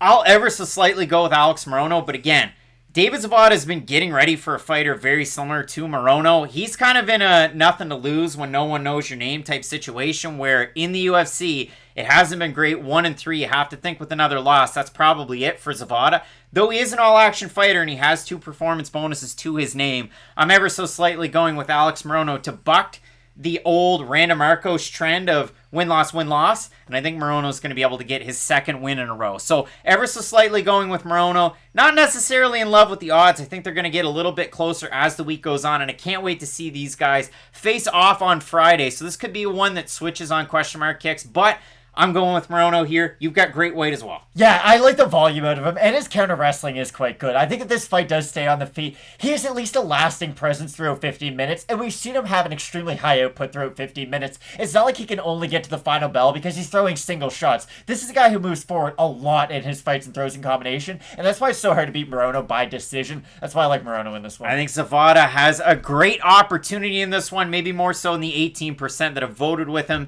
Let's hear it from you down below in the comments section. Who do you have between Zawada and Morono? Can't wait for it. We're both going with Morono. Big time fight card. You got the debut of Mandy Bohm. She's going to be taking on Ariane Lipski. Then you've got Aspinall, who's taking on Spivak, and in the main event, Brunson. Till you're not going to want to miss. So keep it locked in with Fight Night Picks, and as we always say, let's get into it. Big time fight in a UFC debut for the former champion in Canada, Germany's own monster Mandy Bohm, the O umlaut, you gotta get it, so Bohm, taking on Queen of Violence, Ariane Lipski. Now I did struggle with violence, I don't know why that was, but this is an interesting fight because for Mandy Bohm, you look at the level of competition that she's faced so far in her young MMA career. She has the belt from TKO. She was able to get the win over Jade Mason Wong. And in that fight, it was an interesting one. TKO 48 was absolutely stacked. If you haven't gone back and watched that one on Fight Pass, it's insane. There's 3 title fights up at the top. Nate Maness fought on that card. You had Cyril Gahn taking on Souza. Like, it was wild stuff. She's able to win there. She gets the flyweight belt, 3rd round rear naked choke win. After that, a long layoff, about a year and a half. She took on Greet Eekhout over with Bellator 247 at the end of 2020. She wins that fight by decision. But she was originally, before that, supposed to take on Liz Carmouche in her Bellator debut. In the UFC, she was supposed to take on Tyla Santos. That's how highly promotions think of Mandy Bohm, a fighter that's represented SBG Ireland in the past. Now she's training out of MMA Spirit in Germany. I'm sure that's kind of due to the pandemic.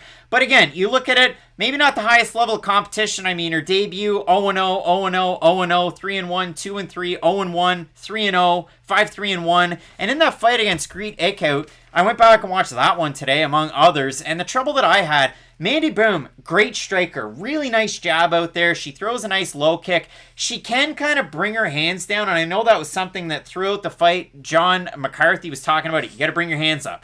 And then her coach, John Kavanagh, was saying, you got to bring your hands up. And eventually she did, but she gets hit by a lot of shots against fighters that maybe aren't the highest level. And if we can say anything about Ariane Lipski, She's another one of those fighters. Consistently inconsistent. She loses fights she should probably win. And in this one, like, it's a make or break opportunity for Lipski. I think if she loses this fight, she's out of the UFC. So let me just set this up. You have a former KSW champion whose nickname is the Queen of Violence. How excited are you? Was thought to maybe crack the top 15, make her way up it, and make a strong case to at least get into the top 5. And I'm not overly pumping her up and saying that. That was like the perception around the Queen of Violence. Like, hey, this is our next like Karolina Kowalkiewicz.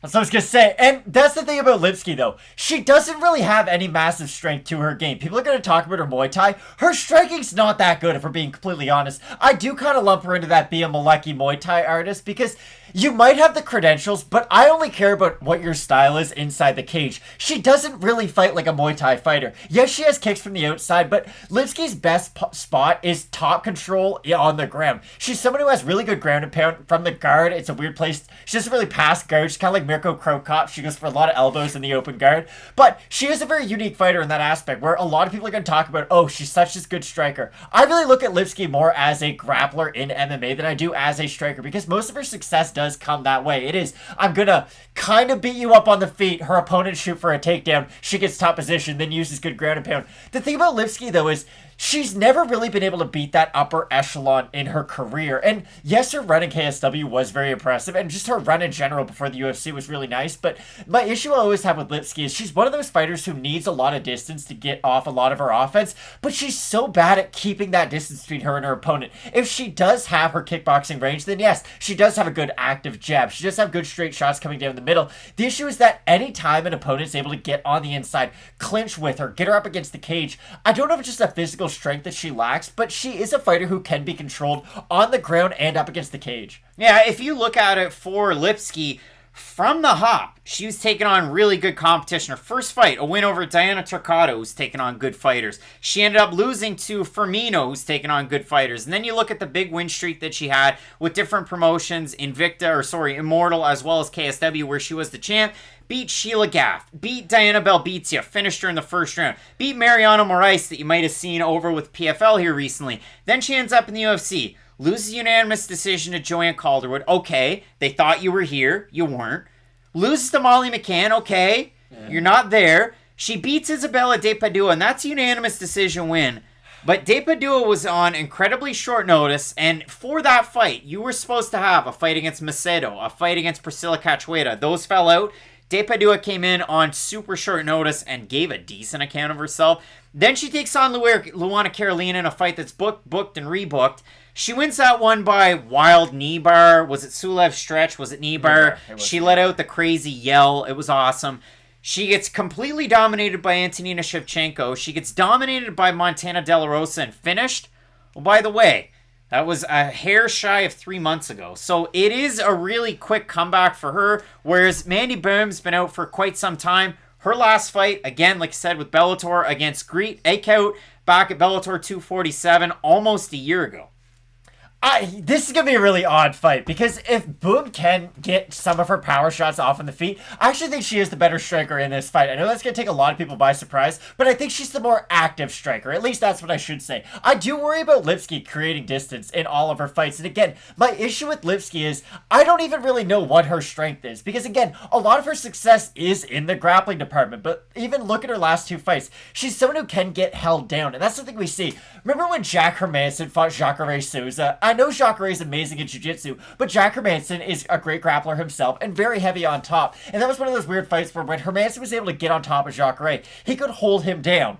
If you're able to hold down Jacare, who's one of the best black belts to ever transition over to MMA, then you can do the same thing to Ariane Lipski. It's just an odd little wrinkle in her game that she's never been able to overcome. Off of her back, she isn't good at all, but in top position, she does have success. So this fight could go pretty much any way. I think if Lipski loses this one, it's fair to say this is probably it for her UFC career. Unless, I don't know, maybe Dana White likes her like he likes Sam Alvey. Hey, Sam, you've lost 9 in a row. We'll throw you out there again. That's the judges! Yeah, I don't know who you're yelling at, Sam. You didn't throw a punch in the 3rd round. I think Mandy Bohm can actually win this fight. That might be a controversial thing to say, but I honestly do think that with her combination of clinch control and her activity on the feet, I think she's going to be able to beat Lipski. I just don't think Ariane Lipski's the fighter that I thought she was coming into the UFC. I think the fighter that's undefeated and the favorite is going to win. I know it might be controversial. I went back and watched a lot of tape on both these fighters. I think Mandy Bohm, again, if she's moving out there, orthodox stance, pump the jab, pump the jab. The trouble that she has is she is a striker. She's training with Katharina Lehner that you might have seen on The Ultimate Fighter. That was the same season 28 where you had Macy Chasson, Penny Kanzad in the finals. But you look at it for Bohm, and she goes out there, she throws a lot of wild looping shots, and she's not very defensively sound. So any fighter that can throw straight shots at her, they're going to have a lot of success. But Mandy can mix it up. She can work in some of those takedowns. She's not really able to hold a lot of fighters down.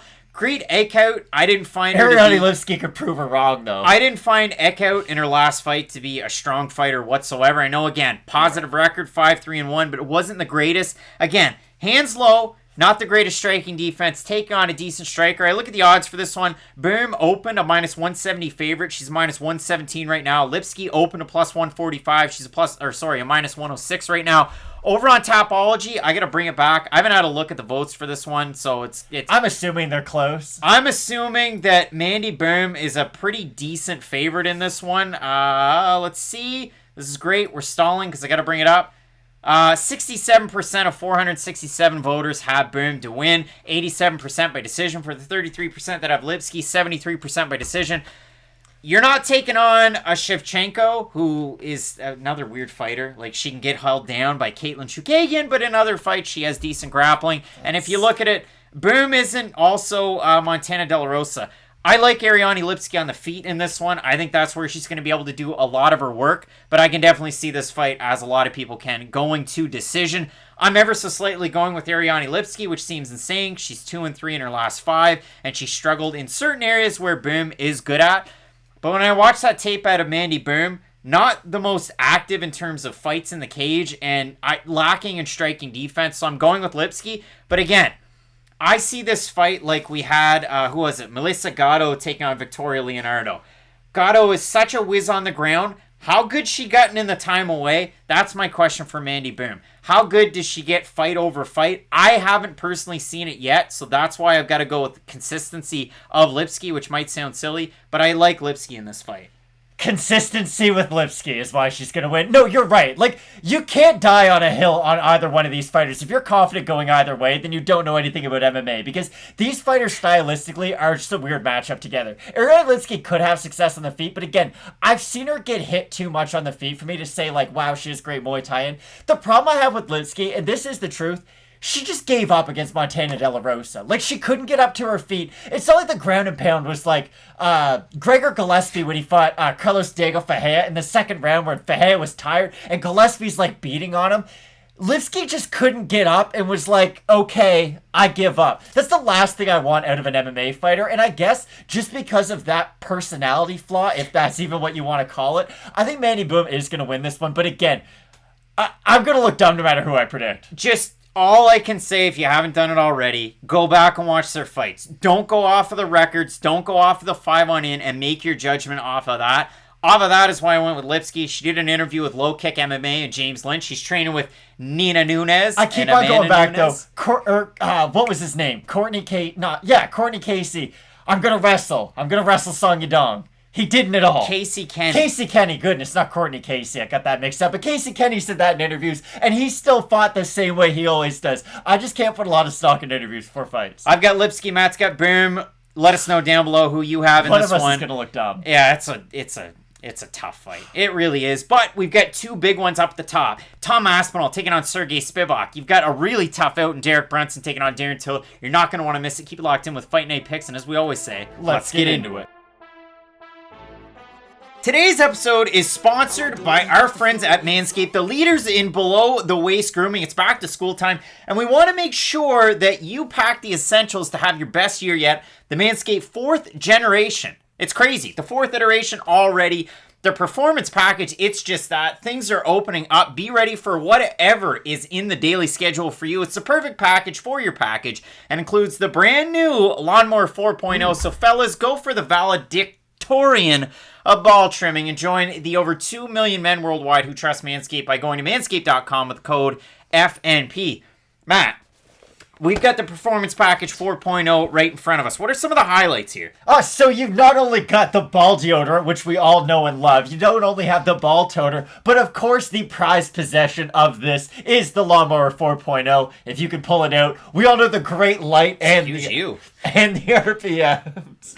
But yeah, that's the great thing about Manscaped. I know the one thing that we always talk about is the light and how valuable it is if you are a shower shaver like the boys at FNP are. But the other great thing is, too, it doesn't have a metal blade because we've both been there before. You get those kind of cheap ones at your big brand stores, and they do rust out. They're only good for, 2, maybe 3 weeks, then you notice, I don't really want to nick my nuts with that rusty blade. The good thing is, with the ceramic blade, that's not really something you ever have to worry about. Ceramic blade, and the easiest part about it is you can pop the top off to clean out the hair. You can oil the motor like you should with most mechanical things. I mean, listen, take it from me, a guy who's involved in an industry like that outside of Fight Night Picks, that is what you should do. But for me, in traveling this week, and I will be away, we're taping these prediction videos on the weekend a little bit earlier to get them out to you a little bit quicker. But all that being said, I'm going to be bringing the Manscaped Performance Package with me on the road. And the greatest thing about it, I mean, Matt touched on it. Obviously, you have the light with the 4.0, but you triple tap that main bar. 1, 2, 3. My lights are going up, and then all of a sudden, that travel lock is activated. This isn't going to turn on in my luggage. I don't have to show up to my destination. I'm eager to shave my nuts, and I can't do it. And then if you triple tap again, 1, 2, 3, your bar is going to go back down, and then all of a sudden, you're good to go and good to use it. Great charging stand as well if you want to impress the friends and family heading towards this Labor Day weekend and back into the old back to school. And you know that school's back, and the Performance Package 4.0 from Manscaped is here to teach the boys a lesson on male hygiene. Inside, you'll find, like I said, the Lawnmower 4.0 trimmer, the Weed Whacker ear and nose hair trimmer. Now, Matt, we've touched on that before. I have what's known as a chronic nose hair problem. I've had it for the longest time before I was using Manscaped.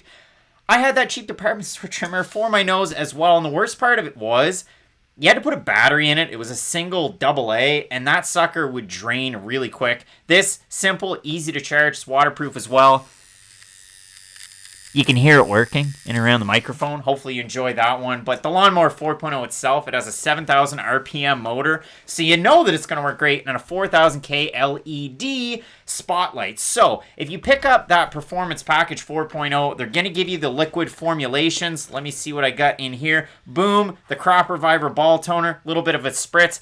You know you're going to have a long day. It's a nice thing to put on in the morning. And if you want to go super duty, the Crop Preserver Ball Deodorant, if you really know it's going to be a tricky one out there, tricky and sticky, all you're going to do, it's like a salve. Slap that stuff on, and it's going to serve you well all day. You pick up the Performance Package, you get the Shed Travel Bag, you get the Manscaped boxers as well, or I should say boxer briefs, but all sorts of great stuff from Manscaped. And since the FNP fans have been really helping out the show, you can go over, check them out, and get 20% off and free shipping with the code FNP at manscaped.com. That's 20% off and free shipping with code FNP at manscaped.com. This year, graduate with a degree in clean balls from Manscaped.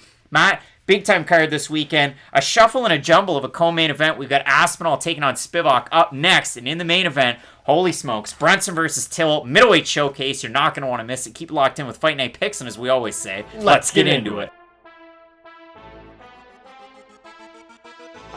I'm disappointed, but I'm not. Ultimately, in our co-main event coming up this weekend, we get Tom Aspinall, the striking pride of England, taking on Moldova's Sergey Spivak. Now, originally, it was supposed to be another Sergey. It was supposed to be Sergey Pavlovich, and I've got this to say.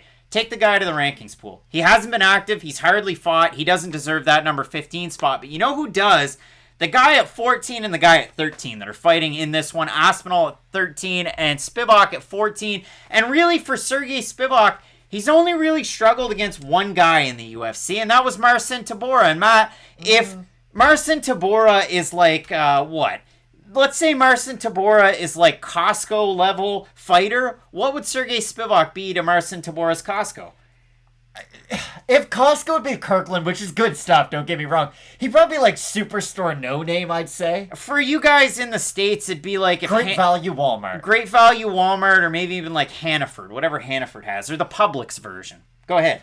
This could be a phenomenal fight, though, because Sergey Spivak is a really interesting fighter. You can't really pin down exactly what he does well, because he is such a well-rounded MMA heavyweight, and that's the really unique thing about the heavyweight division right now. For the longest time, it felt like, okay, we have boxers, we have wrestlers, we have wrestle boxers, and that's pretty much it. Then Fabrice Overdoom, who just kind of like Muay Thai and Jiu-Jitsu, but other than that, we just saw a lot of wrestle boxers, and now we're getting all of a sudden this kind of new influence of heavyweights who can just do everything, and I'm also going to include Tom Aspinall in that category, because Sergey Spivak, he can fight on the outside, he's got decent boxing, he's got good volume for the heavyweight division, a great wrestler with good jiu-jitsu as well, and then look at Tom Aspinall, he's got phenomenal boxing, I'd argue some of the best in the division, but he's also a Brazilian jiu-jitsu black belt on the mat. These are two guys who just kind of represent this new wave of MMA heavyweights, and the other thing too is, these are guys in their 20s in the heavyweight division. We don't see this ever. Most of the guys in the heavyweight division, at least near the top of the rankings, are 36 to like 41. They're like Nelson Cruz almost. You get better with age.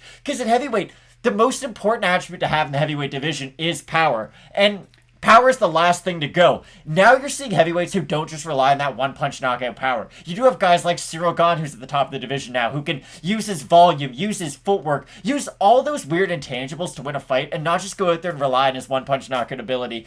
This will be a really interesting fight, because for me, I think Tom Aspinall can grapple with Sergey Spivak through the majority of this fight.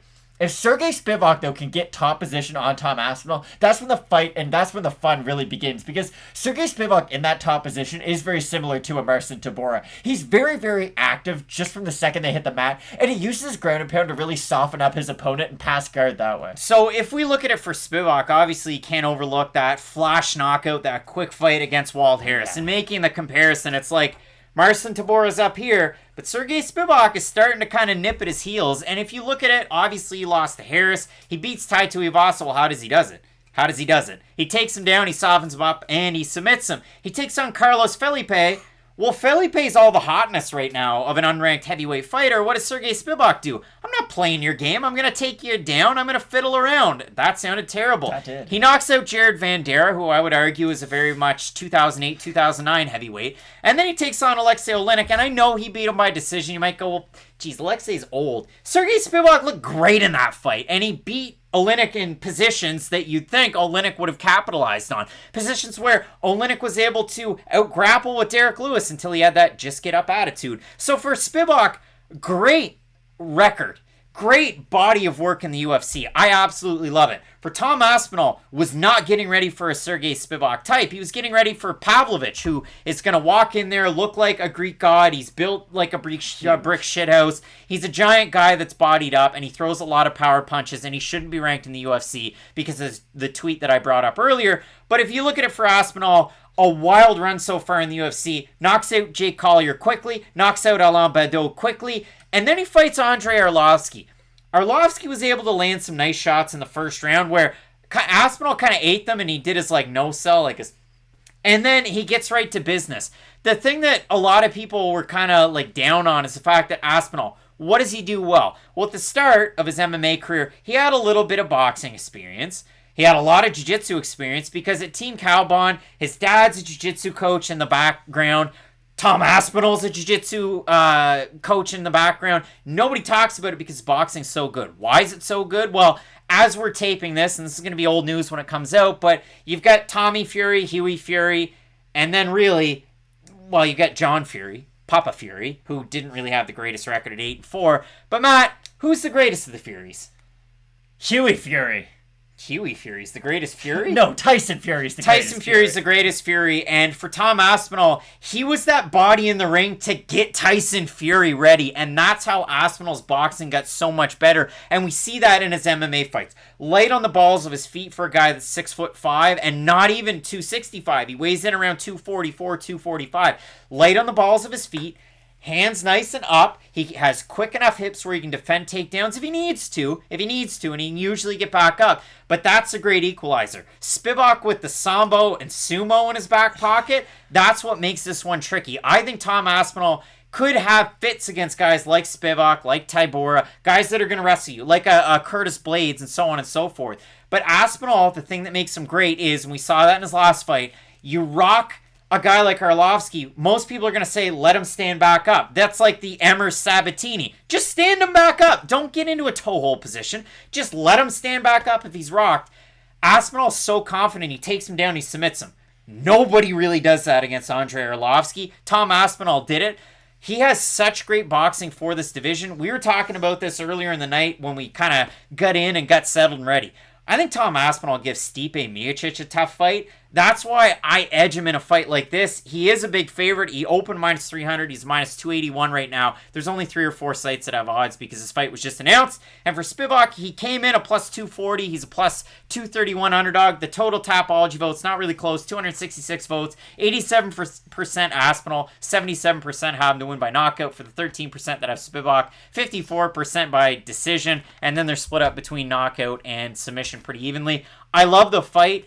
But I think Aspinall's that guy here in this division right now. Yeah, I think Tom Aspinall should be fighting guys like Cyril Gane, Stipe Miocic, Derek Lewis. Like, even Jairzinho Rosenstrike could be a phenomenal fight. Like, Alexander Volkov. I'm just naming everybody in the heavyweight division right now. But you get the idea. He should be fighting the elite fighters of this weight division.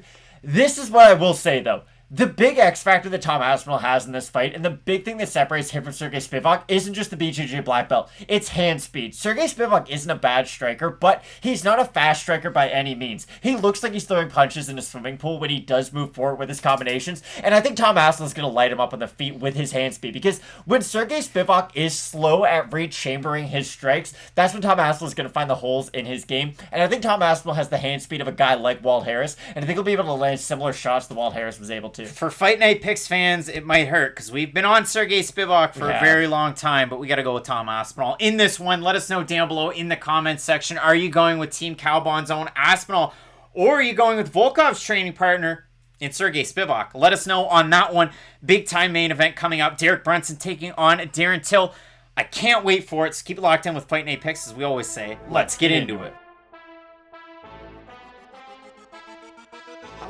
Big time main event, and it is finally time for these guys to lock horns. We have Derek Brunson taking on the gorilla Darren Till. And for Darren Till, it's been a long time away from the octagon. If this is your first time tuning in with Fight Night Picks, we'd certainly appreciate the like and the sub. You're not going to be disappointed, and hopefully you do like this video, because if it's anything like this fight, hopefully it delivers, Matt. For Derek Brunson, wild resurgence. I mean, he had those 2 big losses. One was to Jacare Souza, one was to Israel Adesanya. He gets finished in both of them.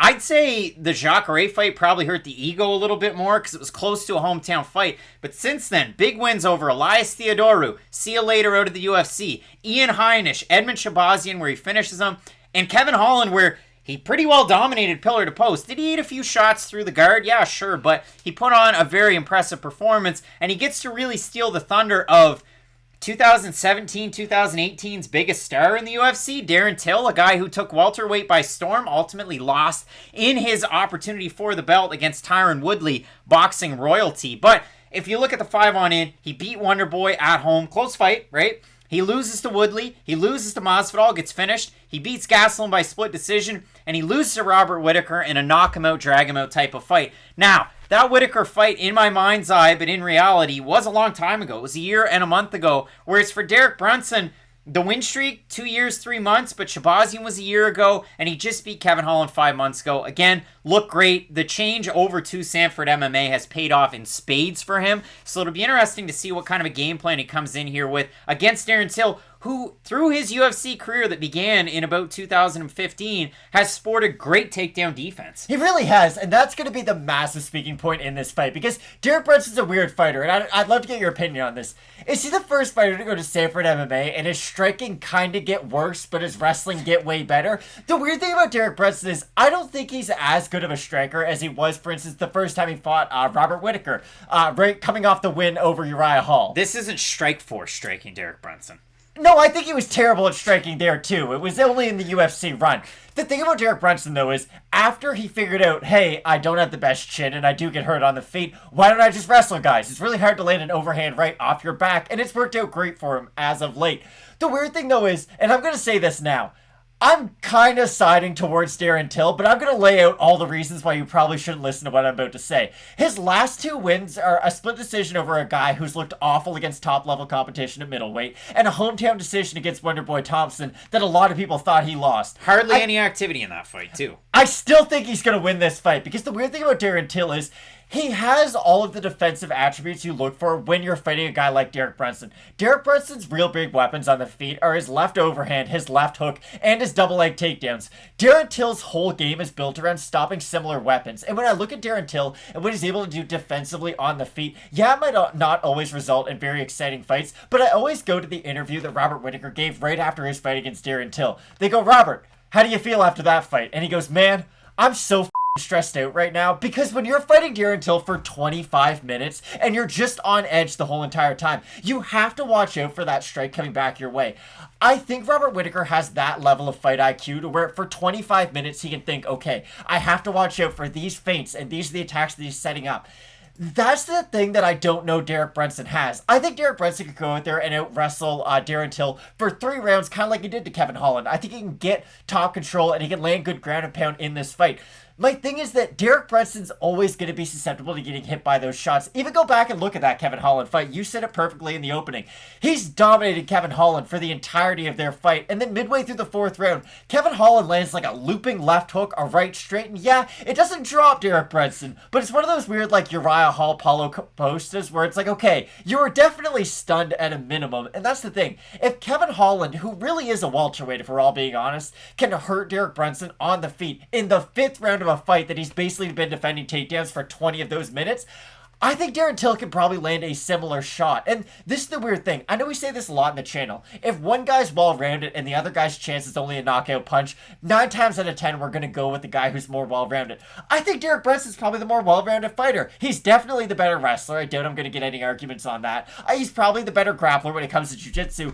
I just think the counter-striking of Darren Till is the type of game that Derek Brunson struggles with. He does leave his chin open when he rushes forward, and those are the type of fighters who Darren Till can tee off on. And I mean, with Darren Till, he keeps that left hand cocked, and he keeps it low, which is kind of weird, especially when you're taking on a guy like Brunson. Good for takedown defense, but really good for those counters as well. And for Till, I mean, both guys southpaws in this one. For Till, if you look at it, I mean, you want to talk about a southpaw win. What? He was able to beat Kelvin Gastelum. He's a southpaw. Whitaker's not. Masvidal's not. Woodley's not. Wonderboy switch from both.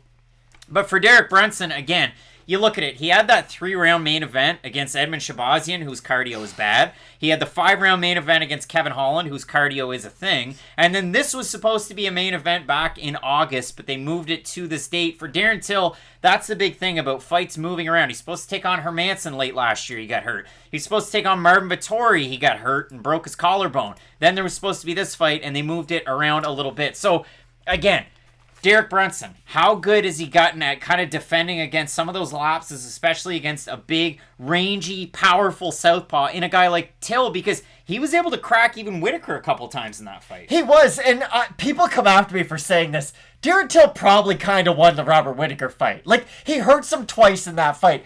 If you watch the fight, that's not controversial. He cuts him in the 5th round, which was the biggest strike of the fight, so he could have won the 5th round. He drops him in the 1st round with an elbow, and then the 3rd round he hurts him and puts him on baby deer legs.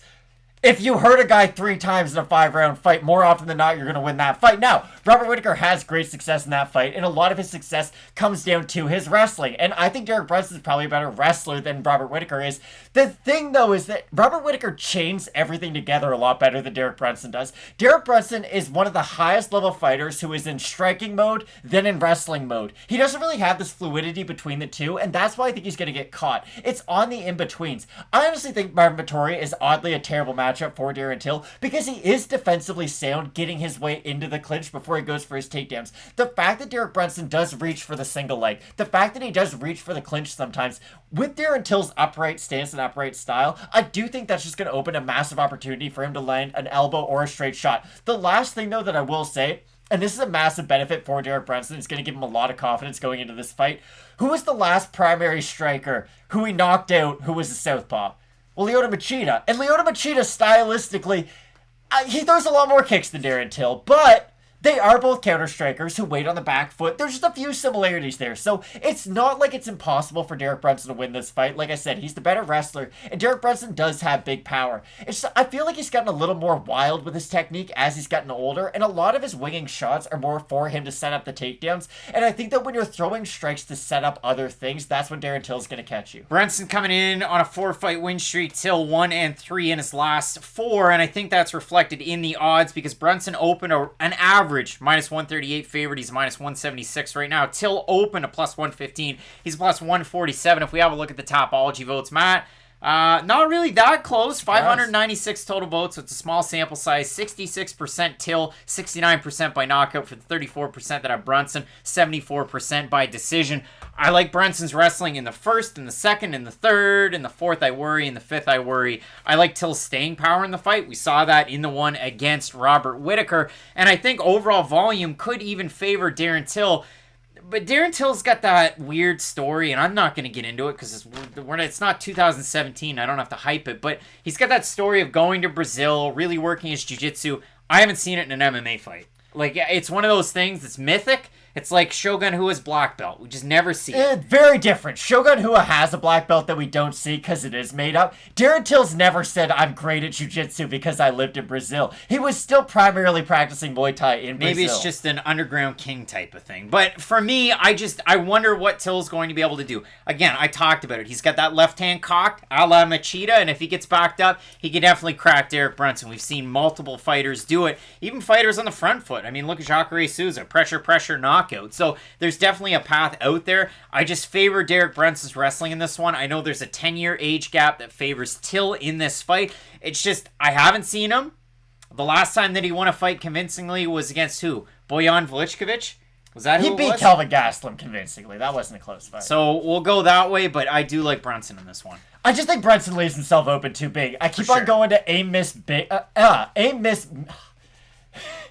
big, miss big. And that's what Derek Brunson does. When he lands with power shots, yes, they have a big effect, but it's so few and far in between those big power shots. Derek Brunson at one point did kind of strike like Daniel Rodriguez. He was upright. He did have great boxing, but again, when you look at him now, he rushes into his wrestling a lot. And if he did have slightly better, I would even say just clinch control, because the clinch would just be a way for him to initiate the wrestling a little bit better, then I would have an easier time picking Derek Brunson. But I don't like his durability, and I do like Darren Till's cardio in this one, so I'm going to have to stick with the Darren Till pick.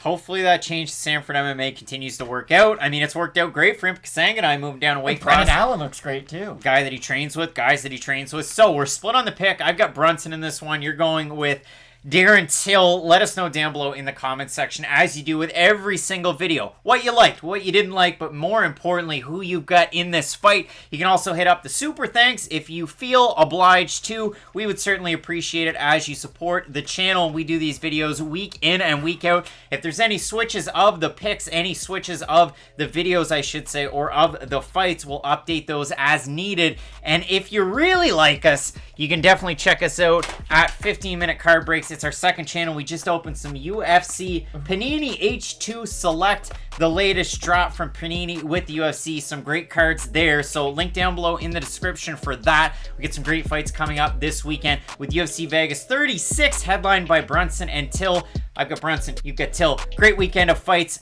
scheduled ahead. Keep it locked in with Fight Night Picks, and as we always say, let's get into it.